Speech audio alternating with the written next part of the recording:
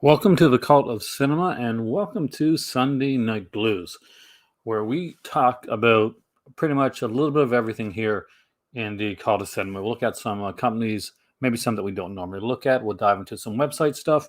You can ask me some questions of maybe some releases that are coming up, whether they're going to be like movie releases or box sets or films you've recently seen, comics, doesn't matter what.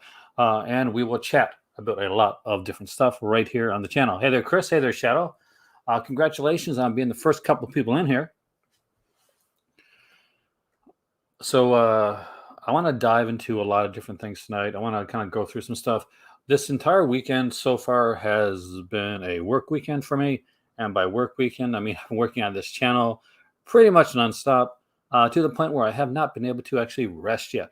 But that's okay because I'm hyper and I'm fine. Hey there, Matt, Ice, and William. I figure we'll look at Make Flicks tonight. We'll look at Gold Ninja. Give a look at them. Look at what's coming out or what's out in Vinegar Syndrome. I should have the unboxing for Vinegar Syndrome probably up on Monday because I should be getting the Vinegar Syndrome releases in on Monday. I actually just got it. Got our stream playlist just before I went live. Thank you for that.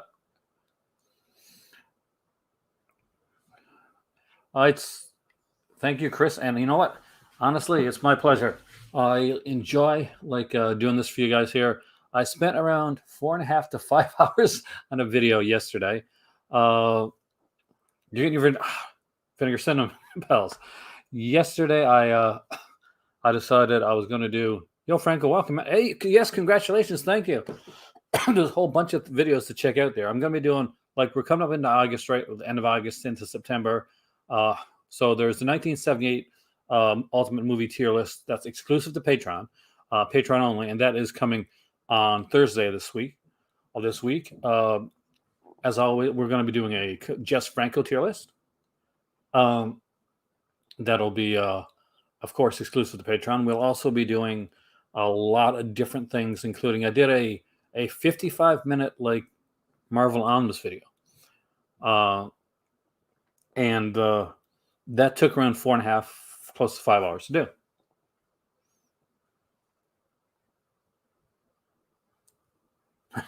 It can happen. Nothing stops you after you get it. It just makes sure that you're not going to get it more seriously. There is no magic. But good, you got it. That was the right decision. You watch Girls Go Screamers and Auntie Lee's Meat Pies. How did you find them? I've been hearing some not so great things about them. Terminal Island, I'm actually really excited about. That's the one that I'm most excited about out of this one here, and I'm kind of digging the neo noir one as well. What's the name of that one again? I can't remember now. The one with Ryan O'Neal. Oh. Annie Lee's Meat Pies is great. That's good news. The Tale of Zadiichi. I love Zadiichi. I got the Zadiichi box set, which I'm guessing you do too because you watch that. But I definitely recommend I'm hoping September is going to be a better month for Vinegar Syndrome. I will be honest with you guys. Since getting the Vinegar Syndrome subscription, I've been meh on a few of the releases. Titans is really good. First season is really great. Second season has a bit of a lull in between, but stick with it. I haven't watched the third season yet. Tough Guys Don't Dance. Thank you. That's the one. Michael Berryman is in Annie Lee's Meat Pies. Did I know that? If I did, I forgot it. But yeah, I'm hoping that September is going to be a bit better, and I'm hoping October is going to knock it out of the park with some releases. Because honestly, right now, I pretty much put all my chips into the Vinegar Syndrome boat. Yo, Christina, welcome. It's been a while because I'm pretty much said, okay, I'm done for buying much collecting wise this year, even with the big box that's coming out. I just if we're gonna move soon, I can't afford it. So anything that I get is going to come directly from here. So, so whether it's like the Vinegar Syndrome stuff, any review copies I get, or any future donations or anything that I get, that's probably where my films are going to come. But I'm still going to be like looking at and the stuff that's coming out and diving into the different things. I would kill for a Blu-ray of Girls Night Out. For those that don't remember Girls Night Out, it was a 1980 slasher film. I think around 1980, 82 to 84, somewhere around that range. Hal Holbrook is in it because you always got to have one like kind of legitimate actor in the film, older actor in the film. And it's kind of like a bear type mascot killer that's going around like killing all of the people in the college. So it's one that I would love to see. The Giallo double feature I'm looking forward to. Is that one in September or October, Ice, for the Giallo double feature? Because it was moved back. Yes, Pat Morita, Grant Kramer, Melko Berman, and Karen Black. That's not a bad cast. Girls Night is coming from either Vinegar Syndrome or Arrow. I hope it's Vinegar Syndrome, and I hope it's this year because then I don't have to pay for it. I'm also excited about the Superman animated series Blu-ray release, but I'm probably not going to be getting that until the new year, as like most of the releases. It's been a tight time here financially for the channel and for the Pin household in general, where we are looking at like when are we going to move, or I'm actually starting to catalog my films. I'm trying to figure out if there's any films that I'm going to let go, actually, and just to streamline a little bit.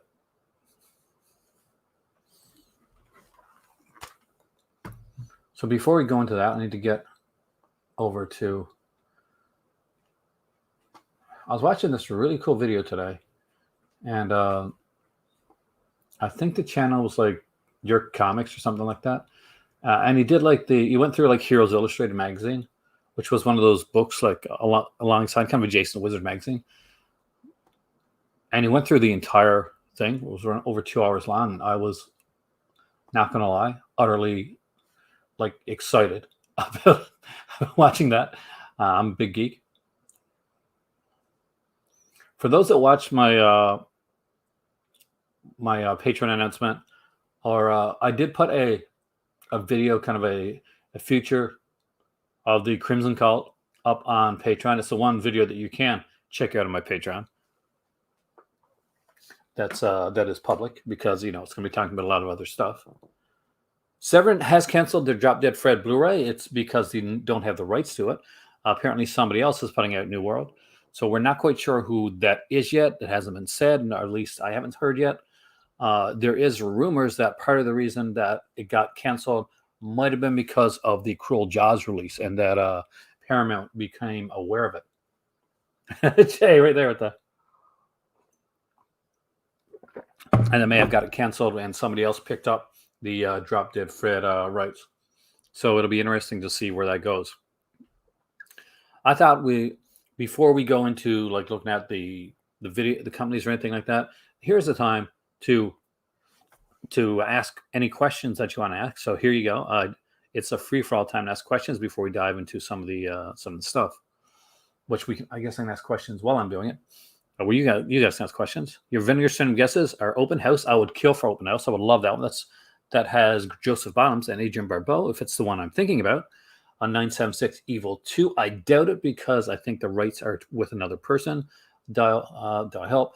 And the Visible Maniac. The Visible Maniac, I think, is almost a given at this point that it's going to be coming from Vinegar Syndrome. I think it's a interesting little film, but I don't think it's going to be as exciting when you get it as the cover art is. So there's a few that are like that. Rest in peace, Ed Asner, who passed away today, unfortunately, and that was very, very shocking. As a guy that went in for journalism, that was the first thing that I went to school for. Ed Asner, of course, aside from being on Mary Tyler Moore, ran a drama-based show about journalism called Lou Grant. It ran for a few seasons, and I have seasons 2, 3, 4, 5, and 6. I'm probably going to watch some of that later on tonight in memoriam to Ed Asner, who I think was an incredible actor. And of course, a lot of you guys there will remember him from the series Gargoyles, because he was a voice on that show as well. So I am going to dive right into MakeFlix as I'm doing this, as we're looking at stuff, because I'm going to go look through MakeFlix's website as best as I can. I'll let you guys know about some stuff that's coming up. If you're a recent like patron, like we have right here right now, then thank you so much for joining. If not, you're going to miss out on probably one of my best tier videos, and that is on Thursday. We're doing the horror films of 1978. That one is exclusive to Patreon, and it's a really, really good year in horror. So that is going to be a fun tier list. One of the neat little things on some of my private tiers, Patreon tier lists, is that my better half actually showed up once for one of the tier lists, and she did her voting alongside other people. That was my Mara Bava one. So if you want to check that out later, make sure that you do. 1989 is going to be on the regular channel, New World, so you'll be able to see that one here on Tuesday. I'm going to be doing kind of like one on the regular and one on the patron, because that's kind of the fairest way to do it. And patrons you get the first choice when it comes to the voting, so that always helps out, and that's always fun. I've seen the movie Up. I did. It made me cry in the first 10 minutes of it, actually. One of the greatest love stories is the opening of Up. If you're not a tier person, you can always help the channel by hitting the thumbs up button, donating with the link down below. And of course, I have a merch channel, and I'll be putting up a new merch coupon soon on the Patreon store. There's some good stuff in 89 to look at, man.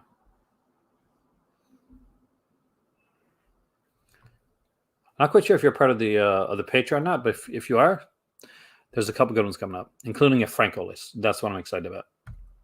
All right, let's dive right into MakeFlix and see what's going on right here. Keep asking questions and anything as we go through, because there's obviously, this is not like it's going to be something where I have to keep deep concentration. I know, Kubrick. It is sad to know that Ed Asner, unfortunately, is no longer with us. But he was 91, so that's always good. Picked up Shock Cinema. Oh, nice. This one is probably one of the what's on sale from what, $4.99? That can't be right. Okay, so it's on sale from $4.99. All right, $24.99. I think that's what was meant to be said there. So you can buy the old limited edition, which is $9.99. Disc 1 or 2 with artwork only. So I guess $4.99 if you want to buy just the discs. But honestly, I'd say buy this here, buy the Blu-ray, buy with the signature edition. It's only $24.99. A very, very cool release. I think I totally mixed up Bring Roshan, which is like the craziest thing to do. But pretty much did it then.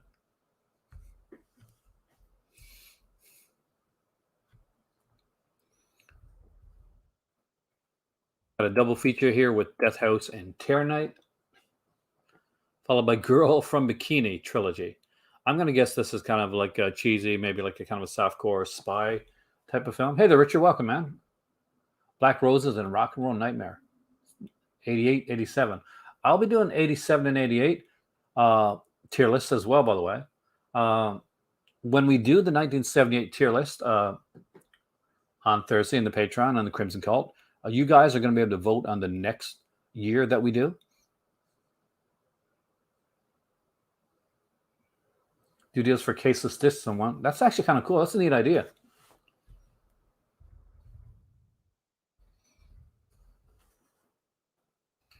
Have Clint Walker and both Svensson and Snow Beast. I actually really dug that film. They used to come on every single one of those. You remember when you get those like 50-pack movies or 20 packs or like 12-pack films? Hey there, Josephine. Welcome. Then you'd always find Snow Beast. It would always be there. So, but I love this cover, man. This is such a cool cover.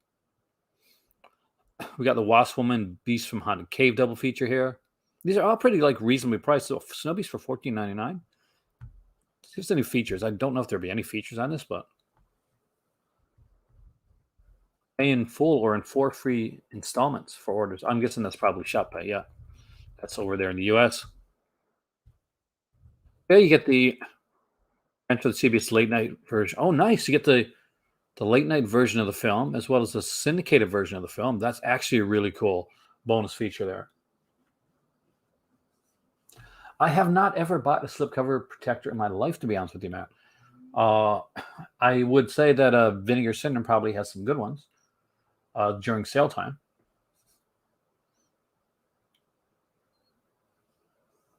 I probably should be getting a couple because when I look down through my bunch of movies, I'm sure there's going to be some things that I'm going to be eBaying just to get rid of so that I can know exactly what I'm doing. Got other commentary by Fredo and Ray and Dave Dakota on here, and linear notes by Amanda Reyes. And of course, Amanda Reyes, nobody knows TV movies like Amanda Reyes, so there you go. That is a pretty cool one right there. Bikini Jones, double feature with All Babe Network. This is, of course, with the same people that did Girl from Bikini.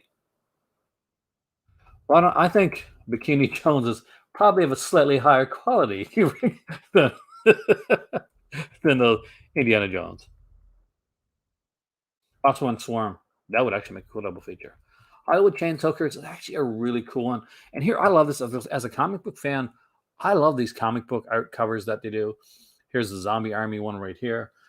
Of course, the movies are not like, don't look this as fancy as this, but I love comic book artwork. The Weirdsies, which I'm guessing kind of gives a feel of a certain other film. And it's odd little title there. I've never seen it. Bone Jack and Teenage's Dirty Dozen. Again, with another comic booky art. Philip McNasty quadrilogy. I think I watched like one of those, wasn't into it, and I didn't finish any of the other ones. There is Mulva here. We got the Cosmic Calendar Girls and Strippers from Another World. So that's a thing, apparently. However, the Deadly Pickup and Model for Murder, if they're actually decent films, I don't. Probably not. but if they're thrillers, then I like thrillers. Stacked Racks from Mars and Lolita and from Interstellar Space. Hey there, Amy. Welcome, Eric, man. There is some really, really good stuff coming up for you. There's some for an Asian movie enthusiast. There's been some really awesome sets announced.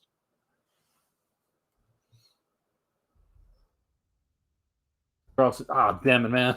Zombies break my heart. Okay, we got Revolt of the Empire of the Apes. I'm pretty sure these are the David Sterling ones. I'm not quite sure. I know Things 4 is definitely David Sterling. And Brimstone Incorporated is right here.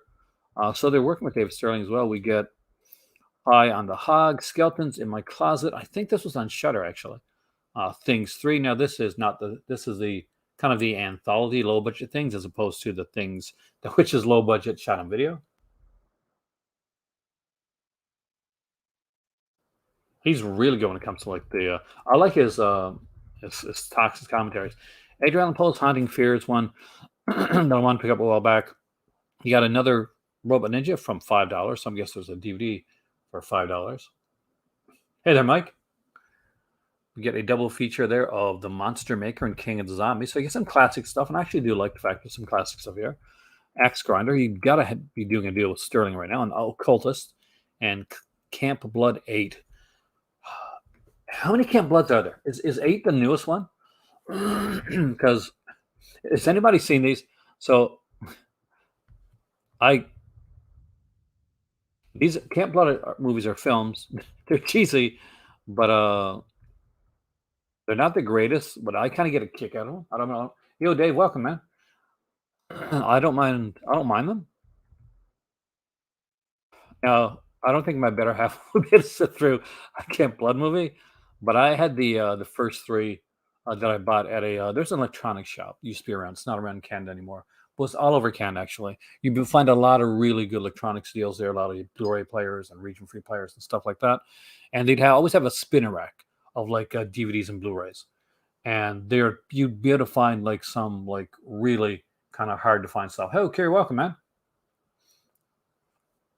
Getting a lot of people in here tonight. Which I truly appreciate. But I love the cover. Like whether you like Camp Blood or not, look at this cover, man. This is a cool cover. My voice is going there for a second. I gotta.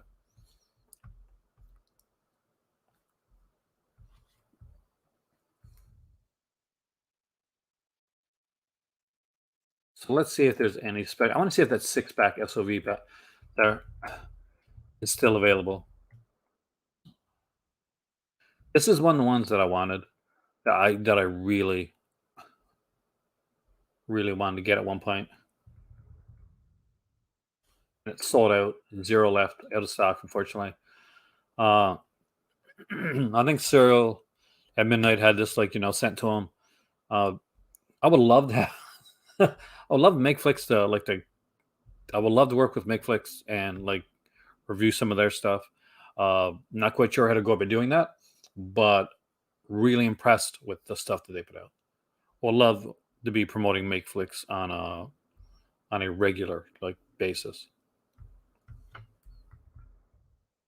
Oh, strange and welcome, man. We missed you at the tier list. It's Thursday this week, by the way, for the tier list. We're doing 1978. Well, we're doing one on Tuesday on the regular channel here, but 1978 is only available on the Patreon, so check it out.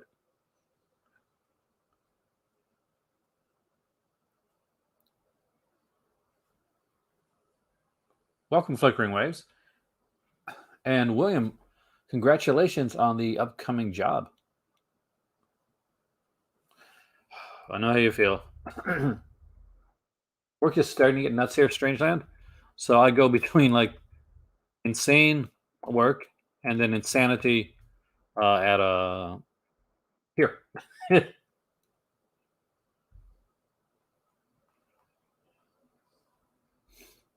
See at midnight. Heath's got the connections, man. But he works hard. Heath works very hard. So good for Heath, man. In all seriousness, I really like that. He's a nice guy.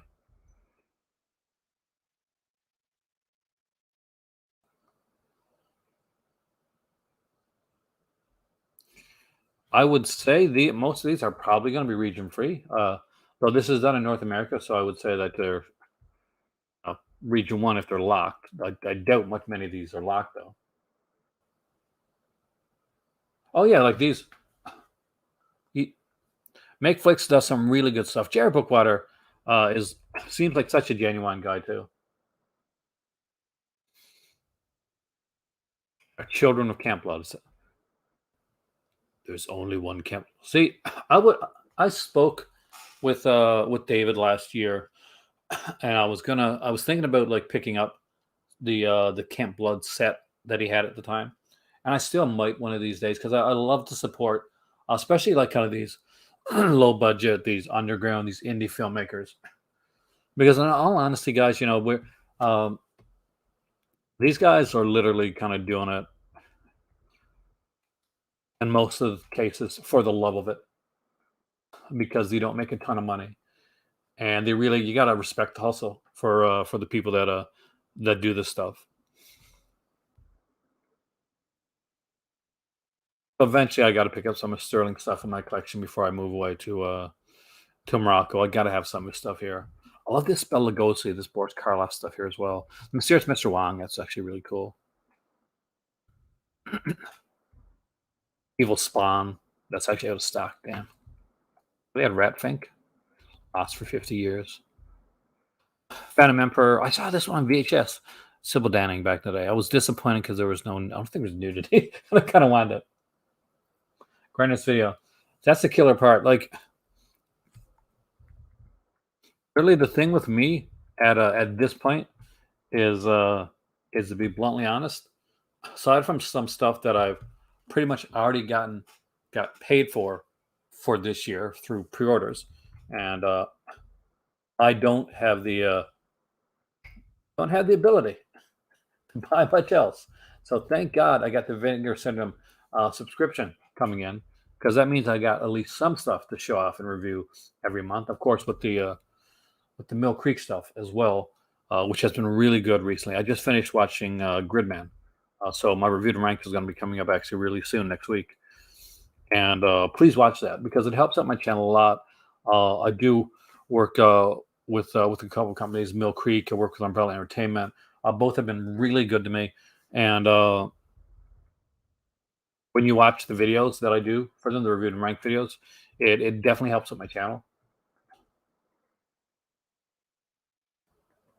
Exactly. There's a lot of interesting stories behind the scenes when you think about this stuff. Like this, like Robot Ninja official comic edition, the Dead Next Door, which actually like legitimately, I thought was a fun film. It was a good film.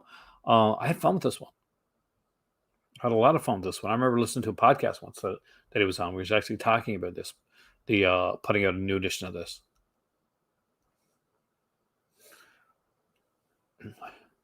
I want to thank all you that hit the like button, and for the one person that hit the dislike button, you still came in. Ha. All right, let's go right from there. Go to Gold Ninja and just check out their stuff. I've never looked at Gold Ninja's site on here before, so it's going to be interesting to check it out. Hopefully, it is viewer friendly and YouTube friendly. I do run a. I'm not saying like I'm heavily promoting the Patreon, but and I am because it keeps my channel alive. If it wasn't for the people that are my patrons, I wouldn't be able to do this here on my regular channel right now. So just to let you guys know, and thank you so much for that. I do a NSFY series, and it was originally going to be called Custom After Dark, but it's called Not Safe for YouTube, where I talk about some different stuff. Really interesting Golden Ninja video. Well, let's check them out. So we have we started here. It looks like rather than have like a bunch, they got them like dinosaurs in a mining facility, limited to 500 hand numbered copies. I like the fact of the hand numbered copies. The recent Severin release that I picked up from the buddy Giovanazzi. Oh, God, I'll never get the name right. Anyway, so that was hand numbered. That really impressed me. Good double feature with Tammy the T-Rex. You're good at putting double features together, Josephine. So we get like an exclusive, excessive feature-length making of documentary audio to an audio commentary, a video commentary. You don't see a lot of these anymore. Like back in the day when DVD started, like initially, you would see that you would pop up the occasional video commentary, and it kind of made way to like just almost like a like to the audio commentary. And the audio commentary kind of took over and kind of became the thing, right?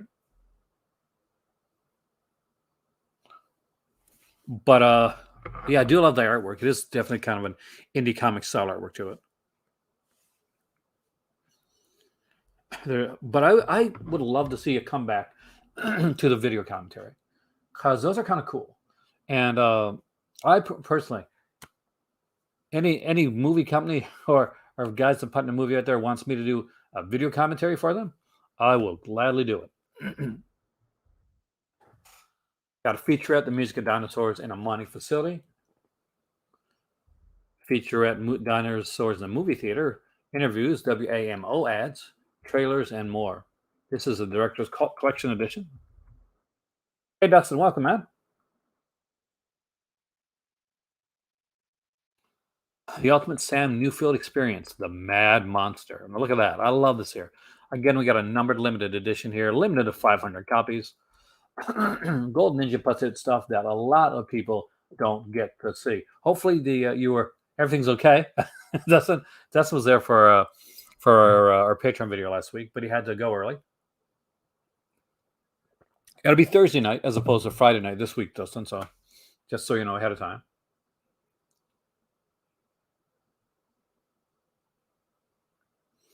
You know the links to the post under the video. You can now click on the video title and the video information and links appear where the live chat is. Oh, cool. It's 1978, Dustin. It's going to be a good tier list. When you got stuff that has Halloween and Evil Dead in there, it's going to be fun to see those rank out. Got a commentary on here as well. We got a feature. We got two featurettes. A feature bonus length movie, Sam Newfield's Money Madness song.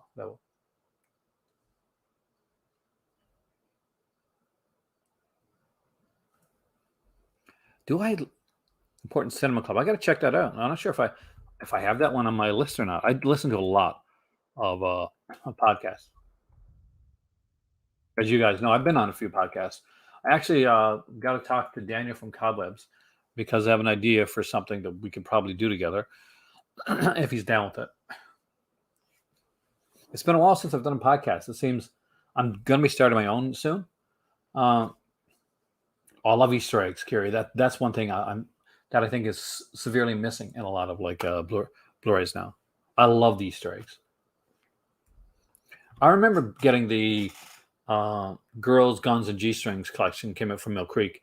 Long before I worked for Mill Creek, like years ago, and it was like a 12-disc set. It had like before they put them out on Blu-ray, and every single one of the Andy Sayers films had all these really cool like Easter eggs on it, including the ones with the late great. Oh man, it's sad. Anyway, so I had some really cool Easter eggs on it. Julie Strange, by the way, Nemo's going to say, but she is missed. So the Jackie exploitation, the treasure of Jackie Chan inspired ripoffs and copycats. The movies included on the 3-disc set include Master with the Cracked Fingers, Cub Tiger of Kwantung, Jackie Chan's 36 Crazy Fists, Dance of the Drunk Mantis,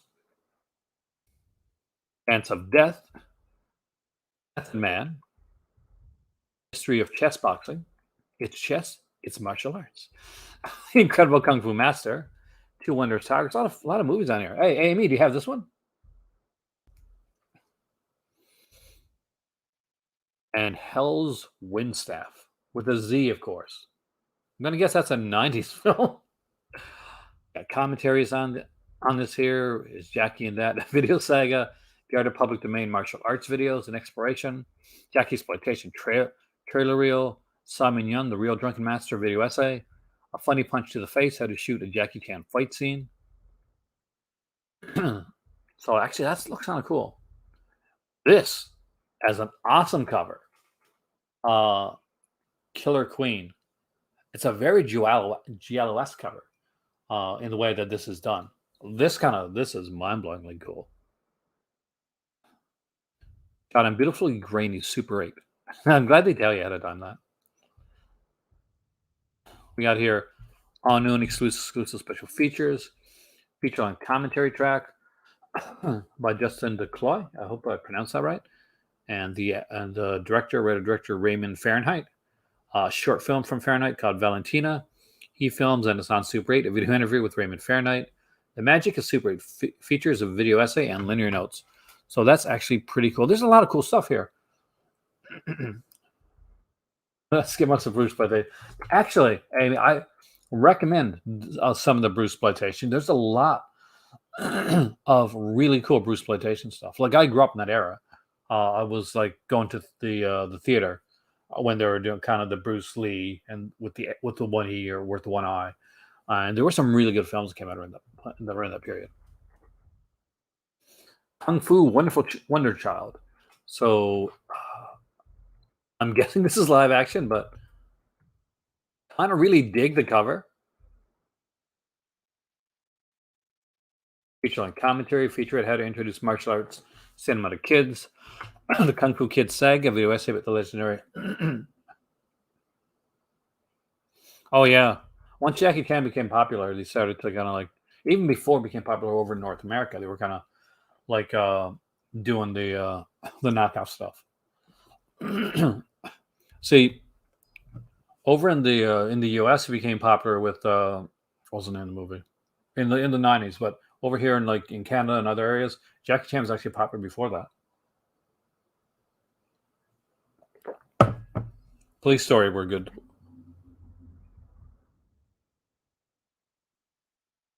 The Other Side of Gary Graver. All right. He shot Orson Welles' final feature, The Other Side of the Wind. He made a bunch of stuff, actually, this dude did, didn't he? This disc includes Gary Graver's debut, The Embracers, from 1963, and When She Was Bad in 1973, a retrospective of a Gary Graver movie. I watched some strange films. We got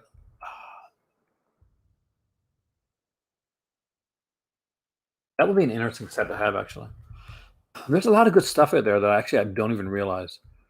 Blu-ray Unlucky Stars, Peru's biggest action film star, and Jordan's newest rising talent find themselves pursued by a notorious bookie. So that's a very different cover. Reminds me of like a Shang-Chi. If you read the Masters of Kung Fu, like comic back in the day, it would have like a lot of panels. And that's what it reminds me of. Pretty much like that. I'm digging on that.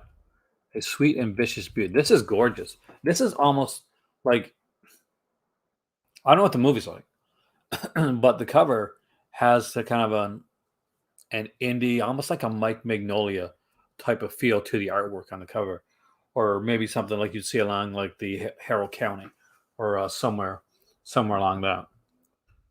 Now the movie itself may not look nothing like that, but still, uh, definitely, I love the beautiful artwork on this here. Who is behind Gold Ninja Video? I would love to get in contact with him. I know there's a couple of like I think Master Chaos did an interview with him because Master Chaos is interviewing with everybody. He's got those hookups, man. Jose is like definitely a connected and nice dude. See a special feature with I don't know. Oh, Cubic goes with that. Mr. Ice Cream Man. I know Ice Cream. I don't think I've seen Mr. Ice Cream Man. A feature length audio commentary here. 2 audio commentaries, actually. A bonus feature film. I love when they do that. Personal Space Invader, a very cover. Don't Let the River Beast Get You. Featuring the song the River Mud Shuffle and the River Mud Warriors. You get 2 songs, guys. 2 songs for the price of none, I guess. You're not paying for the song. So there you go. We hit their Indiegogo as well. Let's check and see what's on that.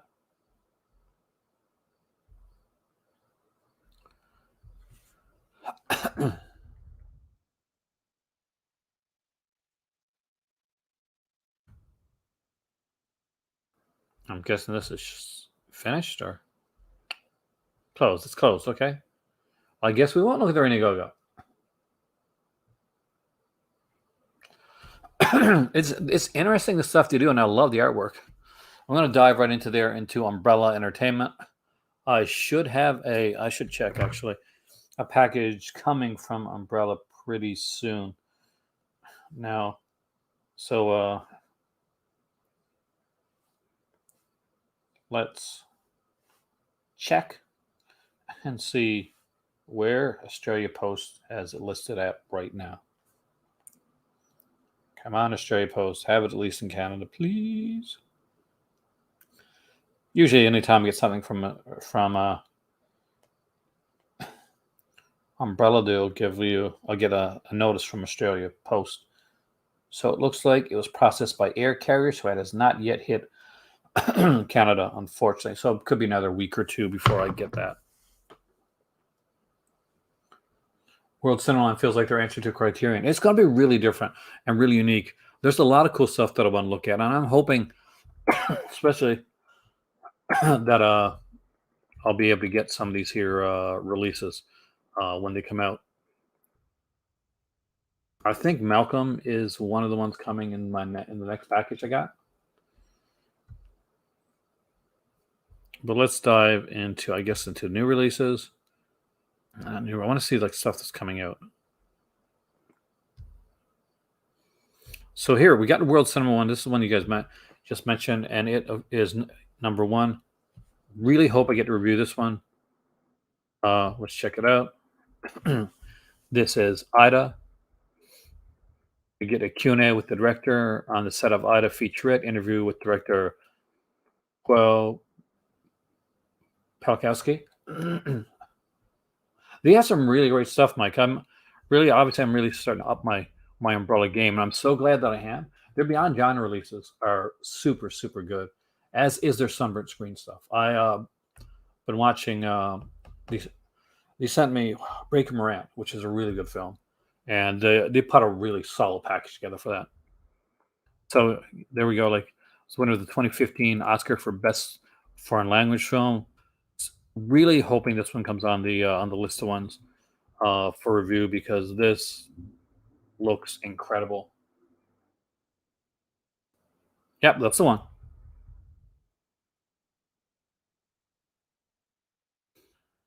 And it's a beautiful 18-year-old woman preparing to become a nun at the convent where she has lived since orphan as a child. She learns she has a living relative she must visit before taking her vows, her mother's sister, Wanda. Together, the two women embark on a voyage of discovery of each other and their past. Anna learns her aunt is not only a former hardline communist state prosecutor, notorious for sentencing priests and others to death, but also Jewish. Learns that she too is Jewish and that her real name is Ida. Revelation sets Anne on a journey to uncover her roots and confront the truth about her family. She has to choose between her birth identity and the religion that saved her from the massacres of Nazi occupation of Poland. So looks like a pretty damn cool one. The Severin folk horror set is amazing. I listed here when I said this is something that puts Severin up into another level, and it does. Don't tell me to twist that into Vida, because I don't think I've seen this one yet, and I really am looking forward to checking this one out. It's definitely a good start to the world of cinema. I love the way this is packaged too. I love the look of this. Has a kind of a classy look to it that I'm going to be honest with you, I super enjoy. Speaking of classy films, we got Possession right here, coming out from it's going to be Beyond Genres Volume 11.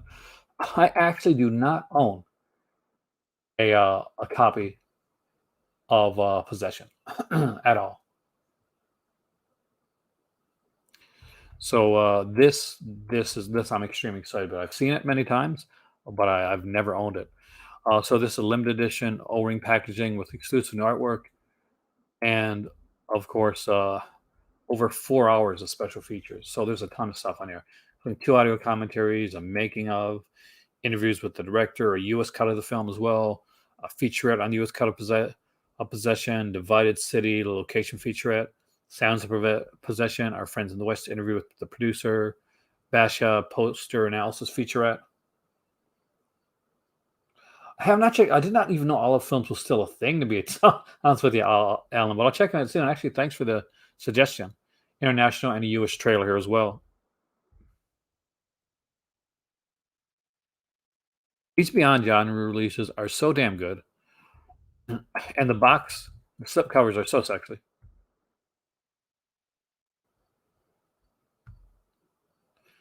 The Big Steel is coming out, and that's going to be kind of cool.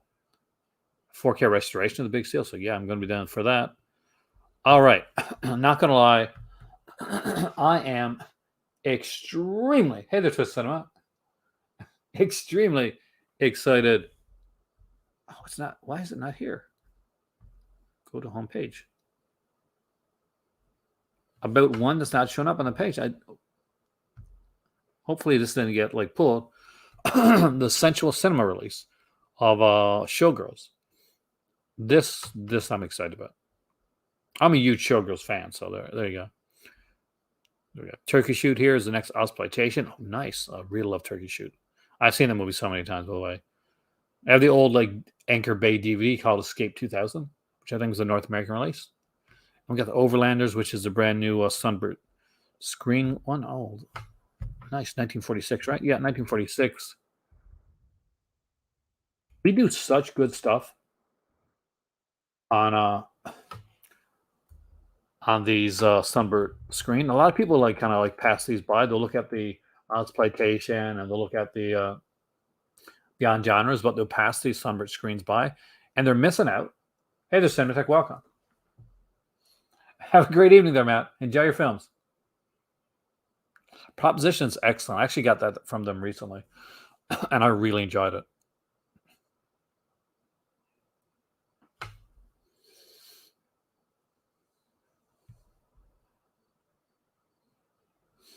Cinematech, you get extra super cool points because I love the fact that somebody's saying, okay, yeah, I'm loving the Sunbird Screen stuff because they do such good stuff.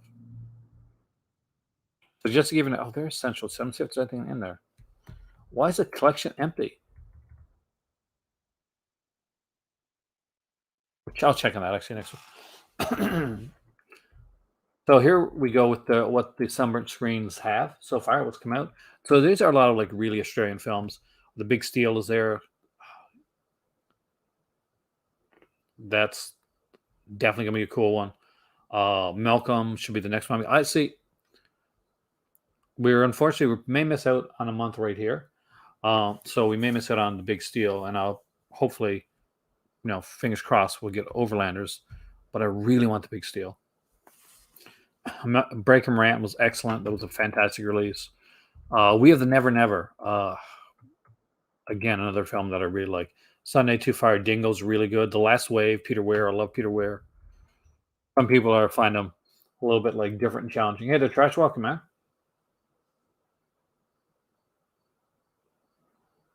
I'm going to do a re-release of the out of print Charles Cheval DVD collection. That'd be interesting.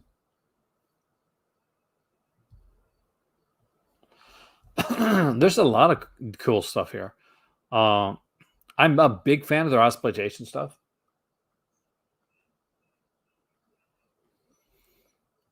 So let's just go here. Let's see if they got the exploitation stuff here. So not quite Hollywood.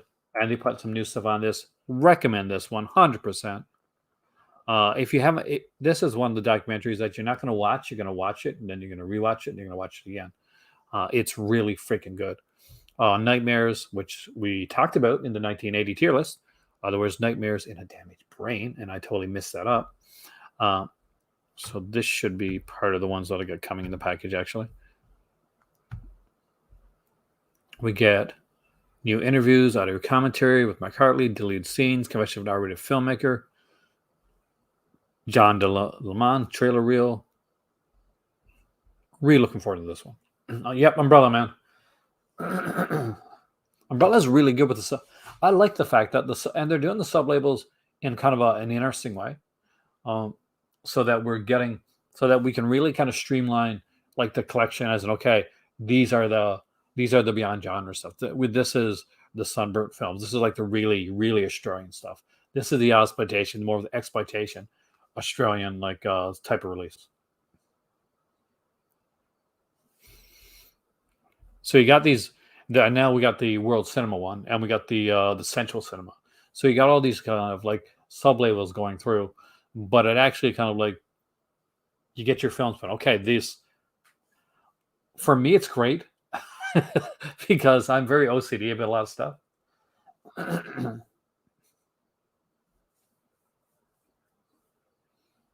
How's Dune? This looks like a good release, man. Opposition was a really good film. Super enjoyed the hell out of that one. Wind Rider 2. I now have 2 copies of Wind Rider, which is kind of cool actually, because it's a film I like, so it's not too bad. I wish I would have got Stone. The Stone version I wanted, the limited edition, actually sold out.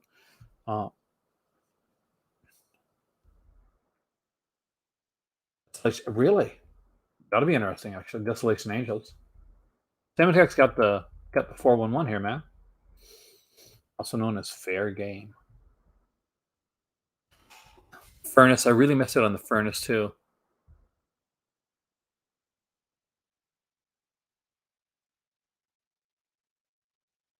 Love to grab that one. Speaking of, let's go into their beyond genres because this is their most. Almost everybody except for me who can't afford it, Twisted Cinema, I'm pretty sure has pre-ordered the Severin full core box set because it's just amazing. And if I could have ordered the full core box set, I definitely would have. Because I do think it is the best thing that's come out this year. Longest yard. I think so. I'll check for you in a second there, Alan. After going with the beyond genre stuff. So Slither, again, the best cover of Slither you're ever going to see is this one right here.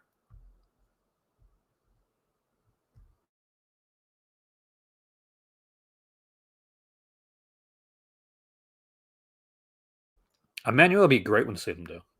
I'd be interested to see which Emmanuels they do as well.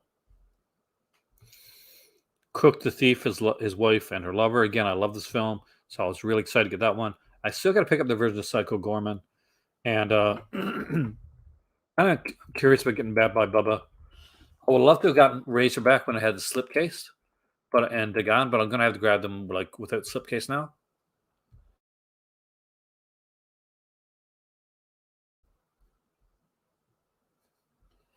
If I can never find slipcase.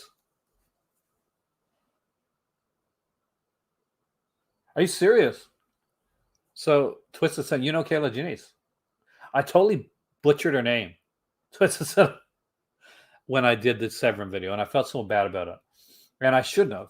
Well, I should have felt bad, but I shouldn't have butchered it because I've seen Cellulite Horror but like 10 times. And the documentary about her. Are you in the documentary, by the way? And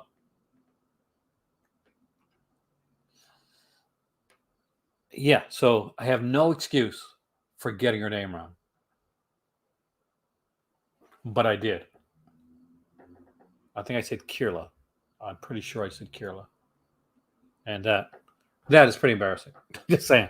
The gun cover is gorgeous. The Razorback cover is gorgeous too. Like just the stuff that they do, like the art cover art, even like this. Look at this Reanimator cover, or like the Integral edition. We got the Bride of Beyond Reanimator ones. When these were out, these such cool stuff they put together. Let's just look at the gun one. See if we can get like a big. That's gorgeous.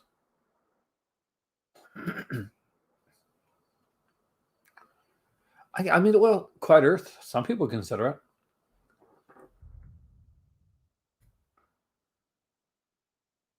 It's beyond the genre.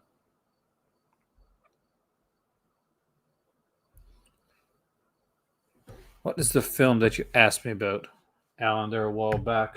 I'm trying to see. You asked me to check on a film for you. The Longest Yard. We'll check now.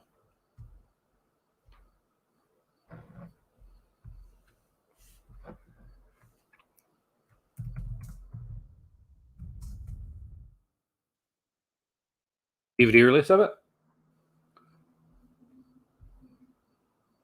Yep, still available.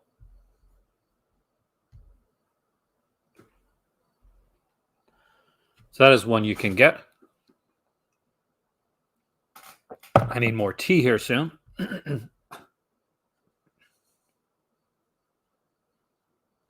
Sounds familiar, though I'd have to look back and see. I think I did. But there's a lot of good stuff coming out. There's in the new releases. They put out some cool double features, like some kind of old school like monster double features. So you got Tarantula here and Incredible Shrinking Man. The classic, the film art of the snipers here. This one kind of almost has like the Twilight Time type of look to it. There's Brando's The Wild One on Blu-ray. That's the Gigolo with David Bowie. These 6-shooter classics. Heath shows off a lot of these. These are really good. Alphaville, which is an incredible film by Melville. And they don't, they haven't like abandoned the DVD format here yet, so you can still get a lot of DVD here. Initiation. I don't think I've seen this one, and I really should have. Let me check. Is this a slasher film?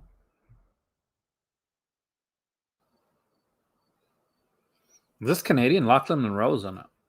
I really like Lachlan Monroe as an actor. Good art. Thank you. It's been a long night, Kubrick.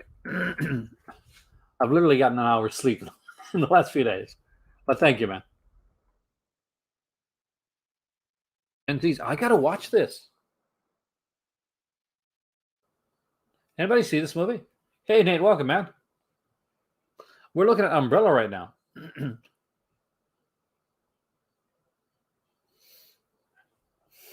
And I have not seen Initiation. But I am a huge fan of Lachlan Monroe, being Canadian. Grew up watching him in lots of shows. including I think it was Edgemont that he was in. Was that the TV show that he was in? But he did a lot of stuff. I guess, most recently, I guess he was in Riverdale. Played a very cool role in that, actually. And Yancy Butler, who I know, well, honestly, I know mostly because she was Witchblade. She was in Witchblade. She was the star, Sarah. But I'm always looking for a good slasher film because it's kind of my jam. It's my feel good type of thing that I watch on my own. It depends on what you're looking for. They do a lot, obviously, with their Australian company. They do like a lot of Australian releases. So right now, just to give you an idea, they're doing like a world cinema, just starting out. So they're putting out Ida, the Polish film. It's actually kind of cool. They do beyond genre releases, which are really cool. So they're doing Possession, which if you don't have it, is a really good one.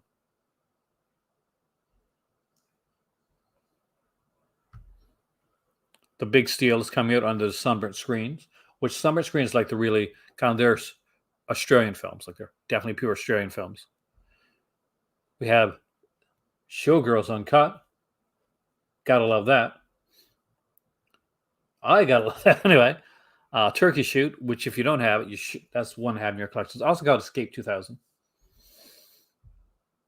And The Overlanders, that's the newest of the Sunburnt Screens one. That's kind of in pre-order right now. That's back from 46. So if you like the earlier Australian, like Western films, definitely want to check it there. In the coming soon selection, we got a few different ones here. We got Ida, Danielle Steele complete collection, 21 discs. Oh my god! If you're a Danielle Steele fan, this is your jam. I'm not even joking. If you're a Danielle Steele fan, this is heaven. For those that are unaware of who Danielle Steele is, which I'm pretty sure is going to be absolutely nobody, Danielle Steele is a very, very famous author of like kind of pulp romance style novels. And a lot of Danielle Steele's work was shown on the small screen. So, and the movies would do extremely, extremely well. So the fact that there is a Danielle Steele box set, a 21 disc box set, and I was not aware of this, utterly friggin' blows my mind, to be honest with you. Because these are literally, they're what you call, they're like, much in the way that I watch a slasher film. And they're kind of like, it's fun. But that's what they are. They're like almost like cotton candy style stuff.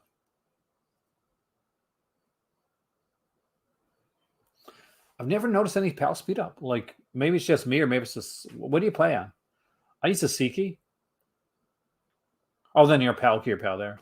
Okay, I was gonna say. No wonder I didn't notice it. So we got what's it? Now and Forever, The Ring, Palomino, Remembrance, A Perfect Stranger, Changes, Once in a Lifetime, Full Circle, Family Album, Secrets, Fine Things, Kaleidoscope. Actually, I'm not gonna lie. I actually read some of these books. Zaya, Star, of course, Star. Daddy, Message from Nam, Heartbeat, No Greater Love, Jules, Mixed Blessings, and Vanished. And like, you got like Cheryl Ladd, Natasha Kinski, Lee Horsley, and Matt Houston himself there. The late Michael Nuri, rest in peace. Corbin Burnson, Lindsay Wagner, Jacqueline Smith, Melissa Gilbert, Bruce Boxleitner, Terry Polo, Christopher Plummer, John Ritter, Annette O'Toole, George Hamilton, Anthony Andrews, a ton of people. Holy crap. Yeah, they put out a lot of really good stuff, Nate. And the cool thing is that I recommend, like, if you're going to buy from Umbrella, don't buy like one title. Like, buy like 5 or 6 titles, because I noticed that like shipping can be high for one title. But if you end up like buying like 5 or 6, that because there's like usually a discount, then shipping actually kind of evens off. By Chip LG, I'm worried about my Siki dying. Like, to be totally honest with you. Every day you put away Danielle Steele and James Patterson. Well, it's a nice combination. You can buy the Danielle Steele box set there eventually, Josephine.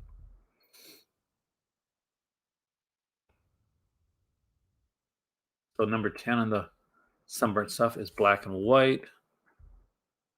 This is one I'm actually excited about. Not gonna lie.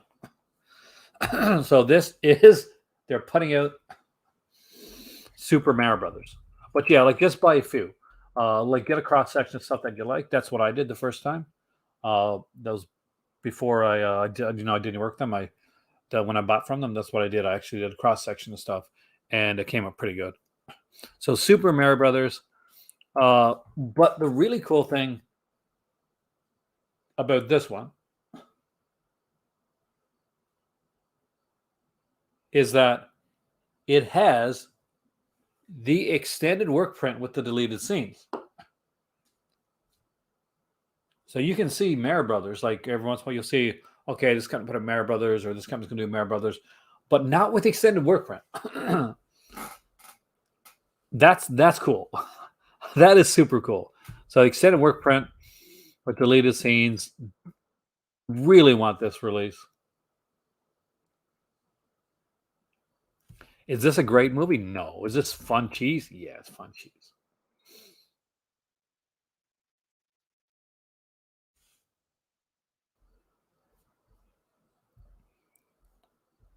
Region is a DVD.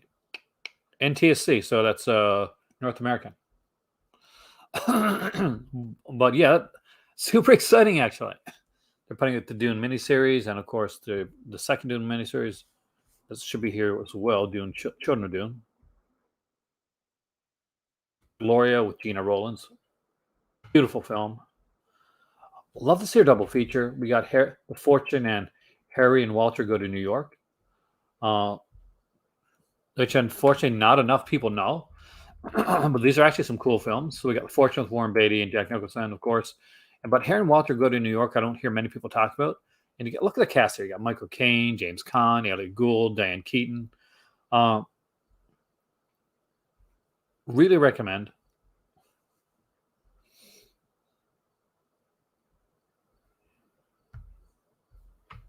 You miss out on some fun, though, Kubrick. Don't take your film watching so seriously. Have some fun. Watch a cheesy film. Tokyo Joe knocking on your door. That's Humphrey Bogart double feature, or that was mentioned there earlier. That's very cool. That's really cool. I remember knocking on your door actually. I don't remember Tokyo Joe so much though.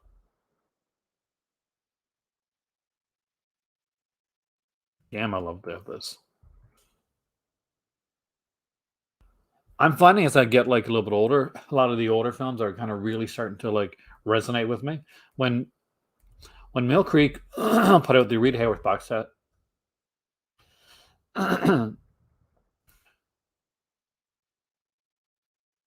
I'm sure you've done worse for 2 hours of your life. Then I just totally fell in love with Rita Hayworth box set, and I'm so excited for the upcoming Randolph Scott set that's coming out from Mill Creek. Really excited for that one.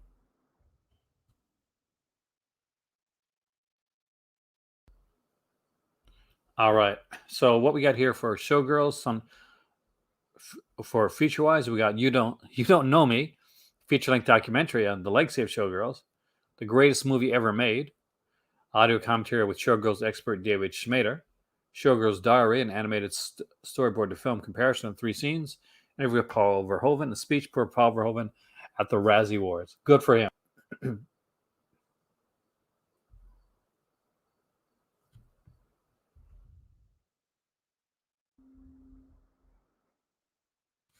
They really do good with their double features. Aim at the Stars, A Man on a String. Yeah. Oh yeah, there are Showgirls experts out there. Amy, think about this. Look at the stuff that I talk about. Are you really surprised at this point that there's an expert out there for every film? You've been on my channel long enough to know the crazy stuff that I dive into on a regular basis.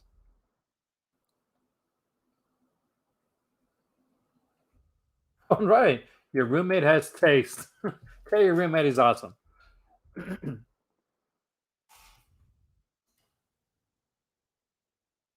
There's some the Chases here, which is a fantastic film with Marlon Brando. We get another double feature, Fight Night double feature, Requiem for a Heavyweight and The Harder They Fall. God, this is so good. Avenger Dogs to Wonder Dogs. See, that might be pushing it just a wee bit too far for me. Just a wee bit too far. Nunsploitation. I can't talk too much on Nunsploitation. There may be some Nunsploitation stuff coming up. I can't say from where or when, but there might be.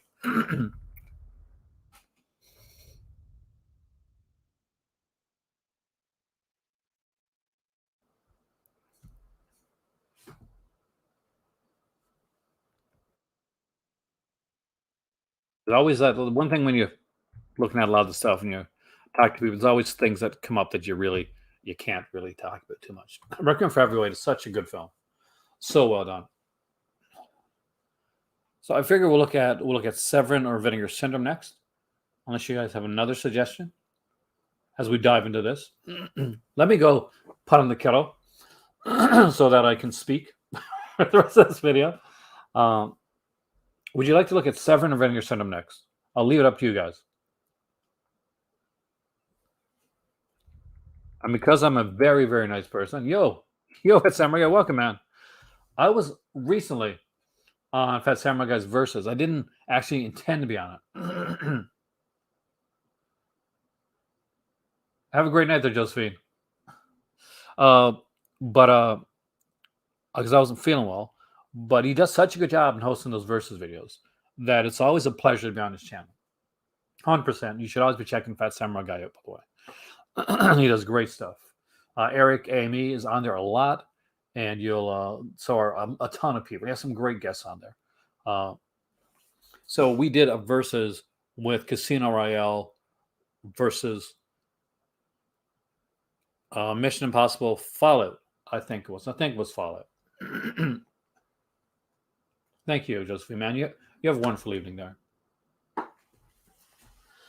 And I think it was kind of an unfair fight because as soon as I was told what the two films are going to be, I was like, oh, so that's the first Daniel Craig James Bond movie. And then I'm like, that's Mission Impossible Fallout. Which one is that? I better check just to make sure. And when you got to do that for a film series, you know where it's going to go. You know where it's going to lead, man. When you're like, oh, yes, I know that James Bond film, even the bad James Bond. Moonraker, oh, that's the one with Roger Moore. Mission Impossible, oh, which one is that again? I guess even they're fun. I love them. Can't tell them apart most of the time. But we'll go into Severin next. That was the one thing that I wanted to say that I did not get to say in that video that I forgot. I was like, oh my God, I should have said this. We'll look at Severin in a second. I just got to go put on the kettle and like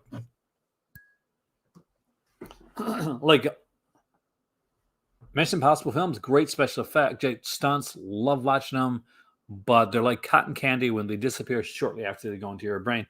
So I'll be right back.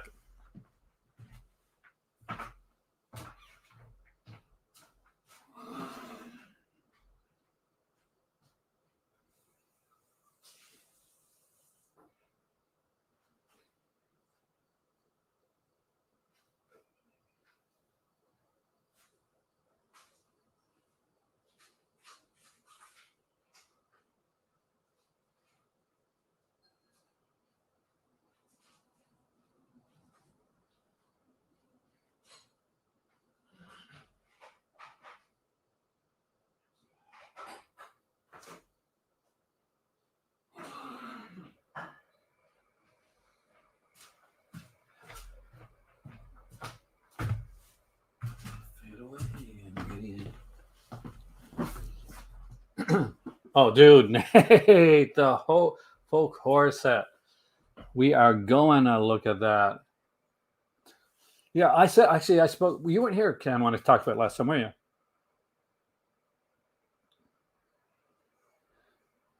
Severin has reached a whole new level. When yes, it did the Girl Screamers. That is a film. And but Severin has started to go on to a different level. And It kind of blows my mind. Exactly. Woodlands is a documentary, 3 hour long documentary, by the way, guys, where you will have a pen and paper writing down.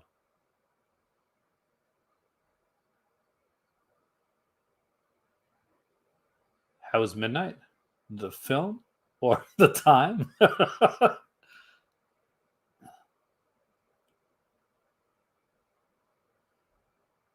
I'm losing something here. Which one is midnight? January. I say January. I don't expect it until January, and I don't think anybody else should as well.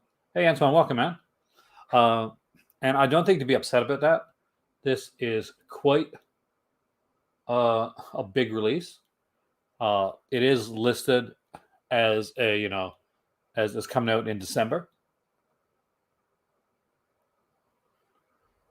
Any hints on the vinegar syndrome? I used to have it here. Well, it's not going to be the Jello one anymore because they actually just push that one back to October. I think there's 2 box sets coming.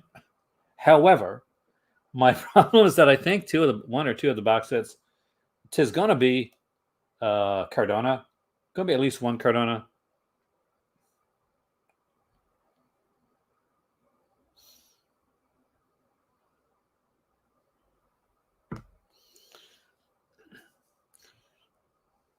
So I had the chance to buy an omnibus for those comic book guys out there. And it is Infinite Crisis. Just found that out. Is it worth picking up? I had a couple people ask me why I'm buying a bit more when it comes to like comics or reading material right now, as opposed to like some cinema. I got a lot of movies, but I don't have as much as I would like to have or want when it comes to reading material and books. And I'm going to be moving to a place where the reading material is pretty much going to be consist of like French and French only. So what I get now is very important to me because it's going to be what I'm reading and looking through over the next maybe next year or so. $100 is a lot, definitely for the shipping. But I will say this is at least, I'll give them credit because at least they gave us the chance to buy it. They said, like they said before, they said, well, the shipping's going to be too high, but hopefully some people bought from Canada. I would have bought if I would have had the money, to be honest with you. But I just don't. We're hoping, like, whenever we're working on some there's a couple of deals, I guess, under works that had to come through for us to get to Morocco without getting too much into it. So there's a couple of things like finance wise that we have to look at. That's the thing. Is most of it is financial aspect of it is getting there because we already we got our condo there and definitely going to be looking into. I'm going to be trying to start a podcast here now, but I'll be doing the podcast and I'll be doing this channel a lot more when I get over to Morocco.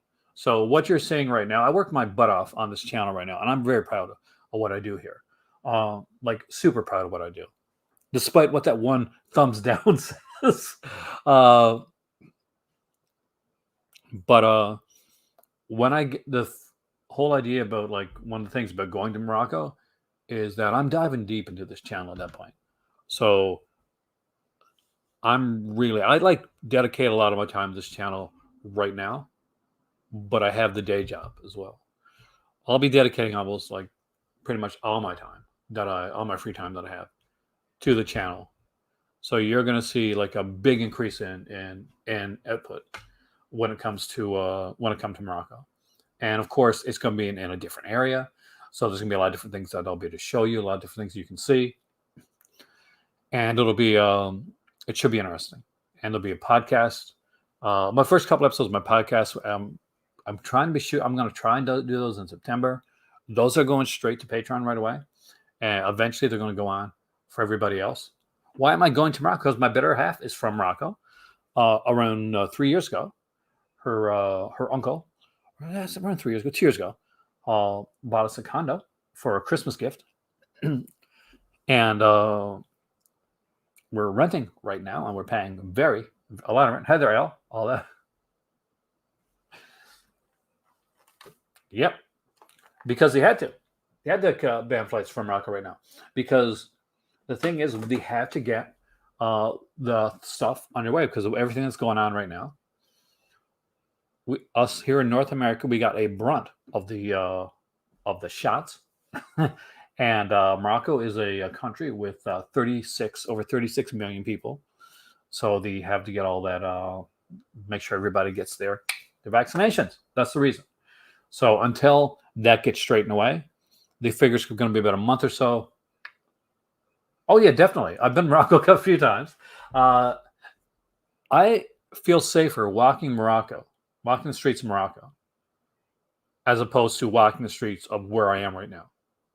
I feel iffy sometimes walking the streets where I am right now. I don't like going out late at night and like putting my garbage out where I am right now. But Morocco, 100%. And if you're ever thought of it like as a place to travel and be safe, yeah. So yeah, it looks like my better half, because of that like stuff that you mentioned there, Carrie, it's probably going to be like December before she gets to visit now.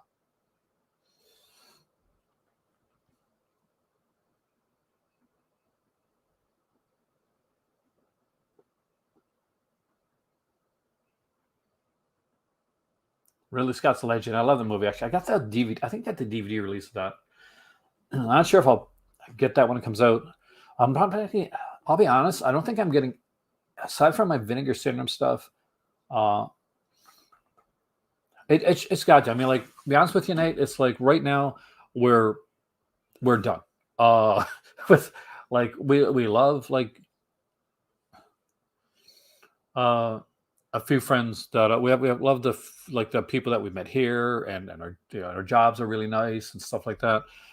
It's not like me. For me, it's a little bit harder because I'm working for a lot under what I would normally work at, but at least I'm lucky enough to have a job. So there's a plus with that. But I'm tired.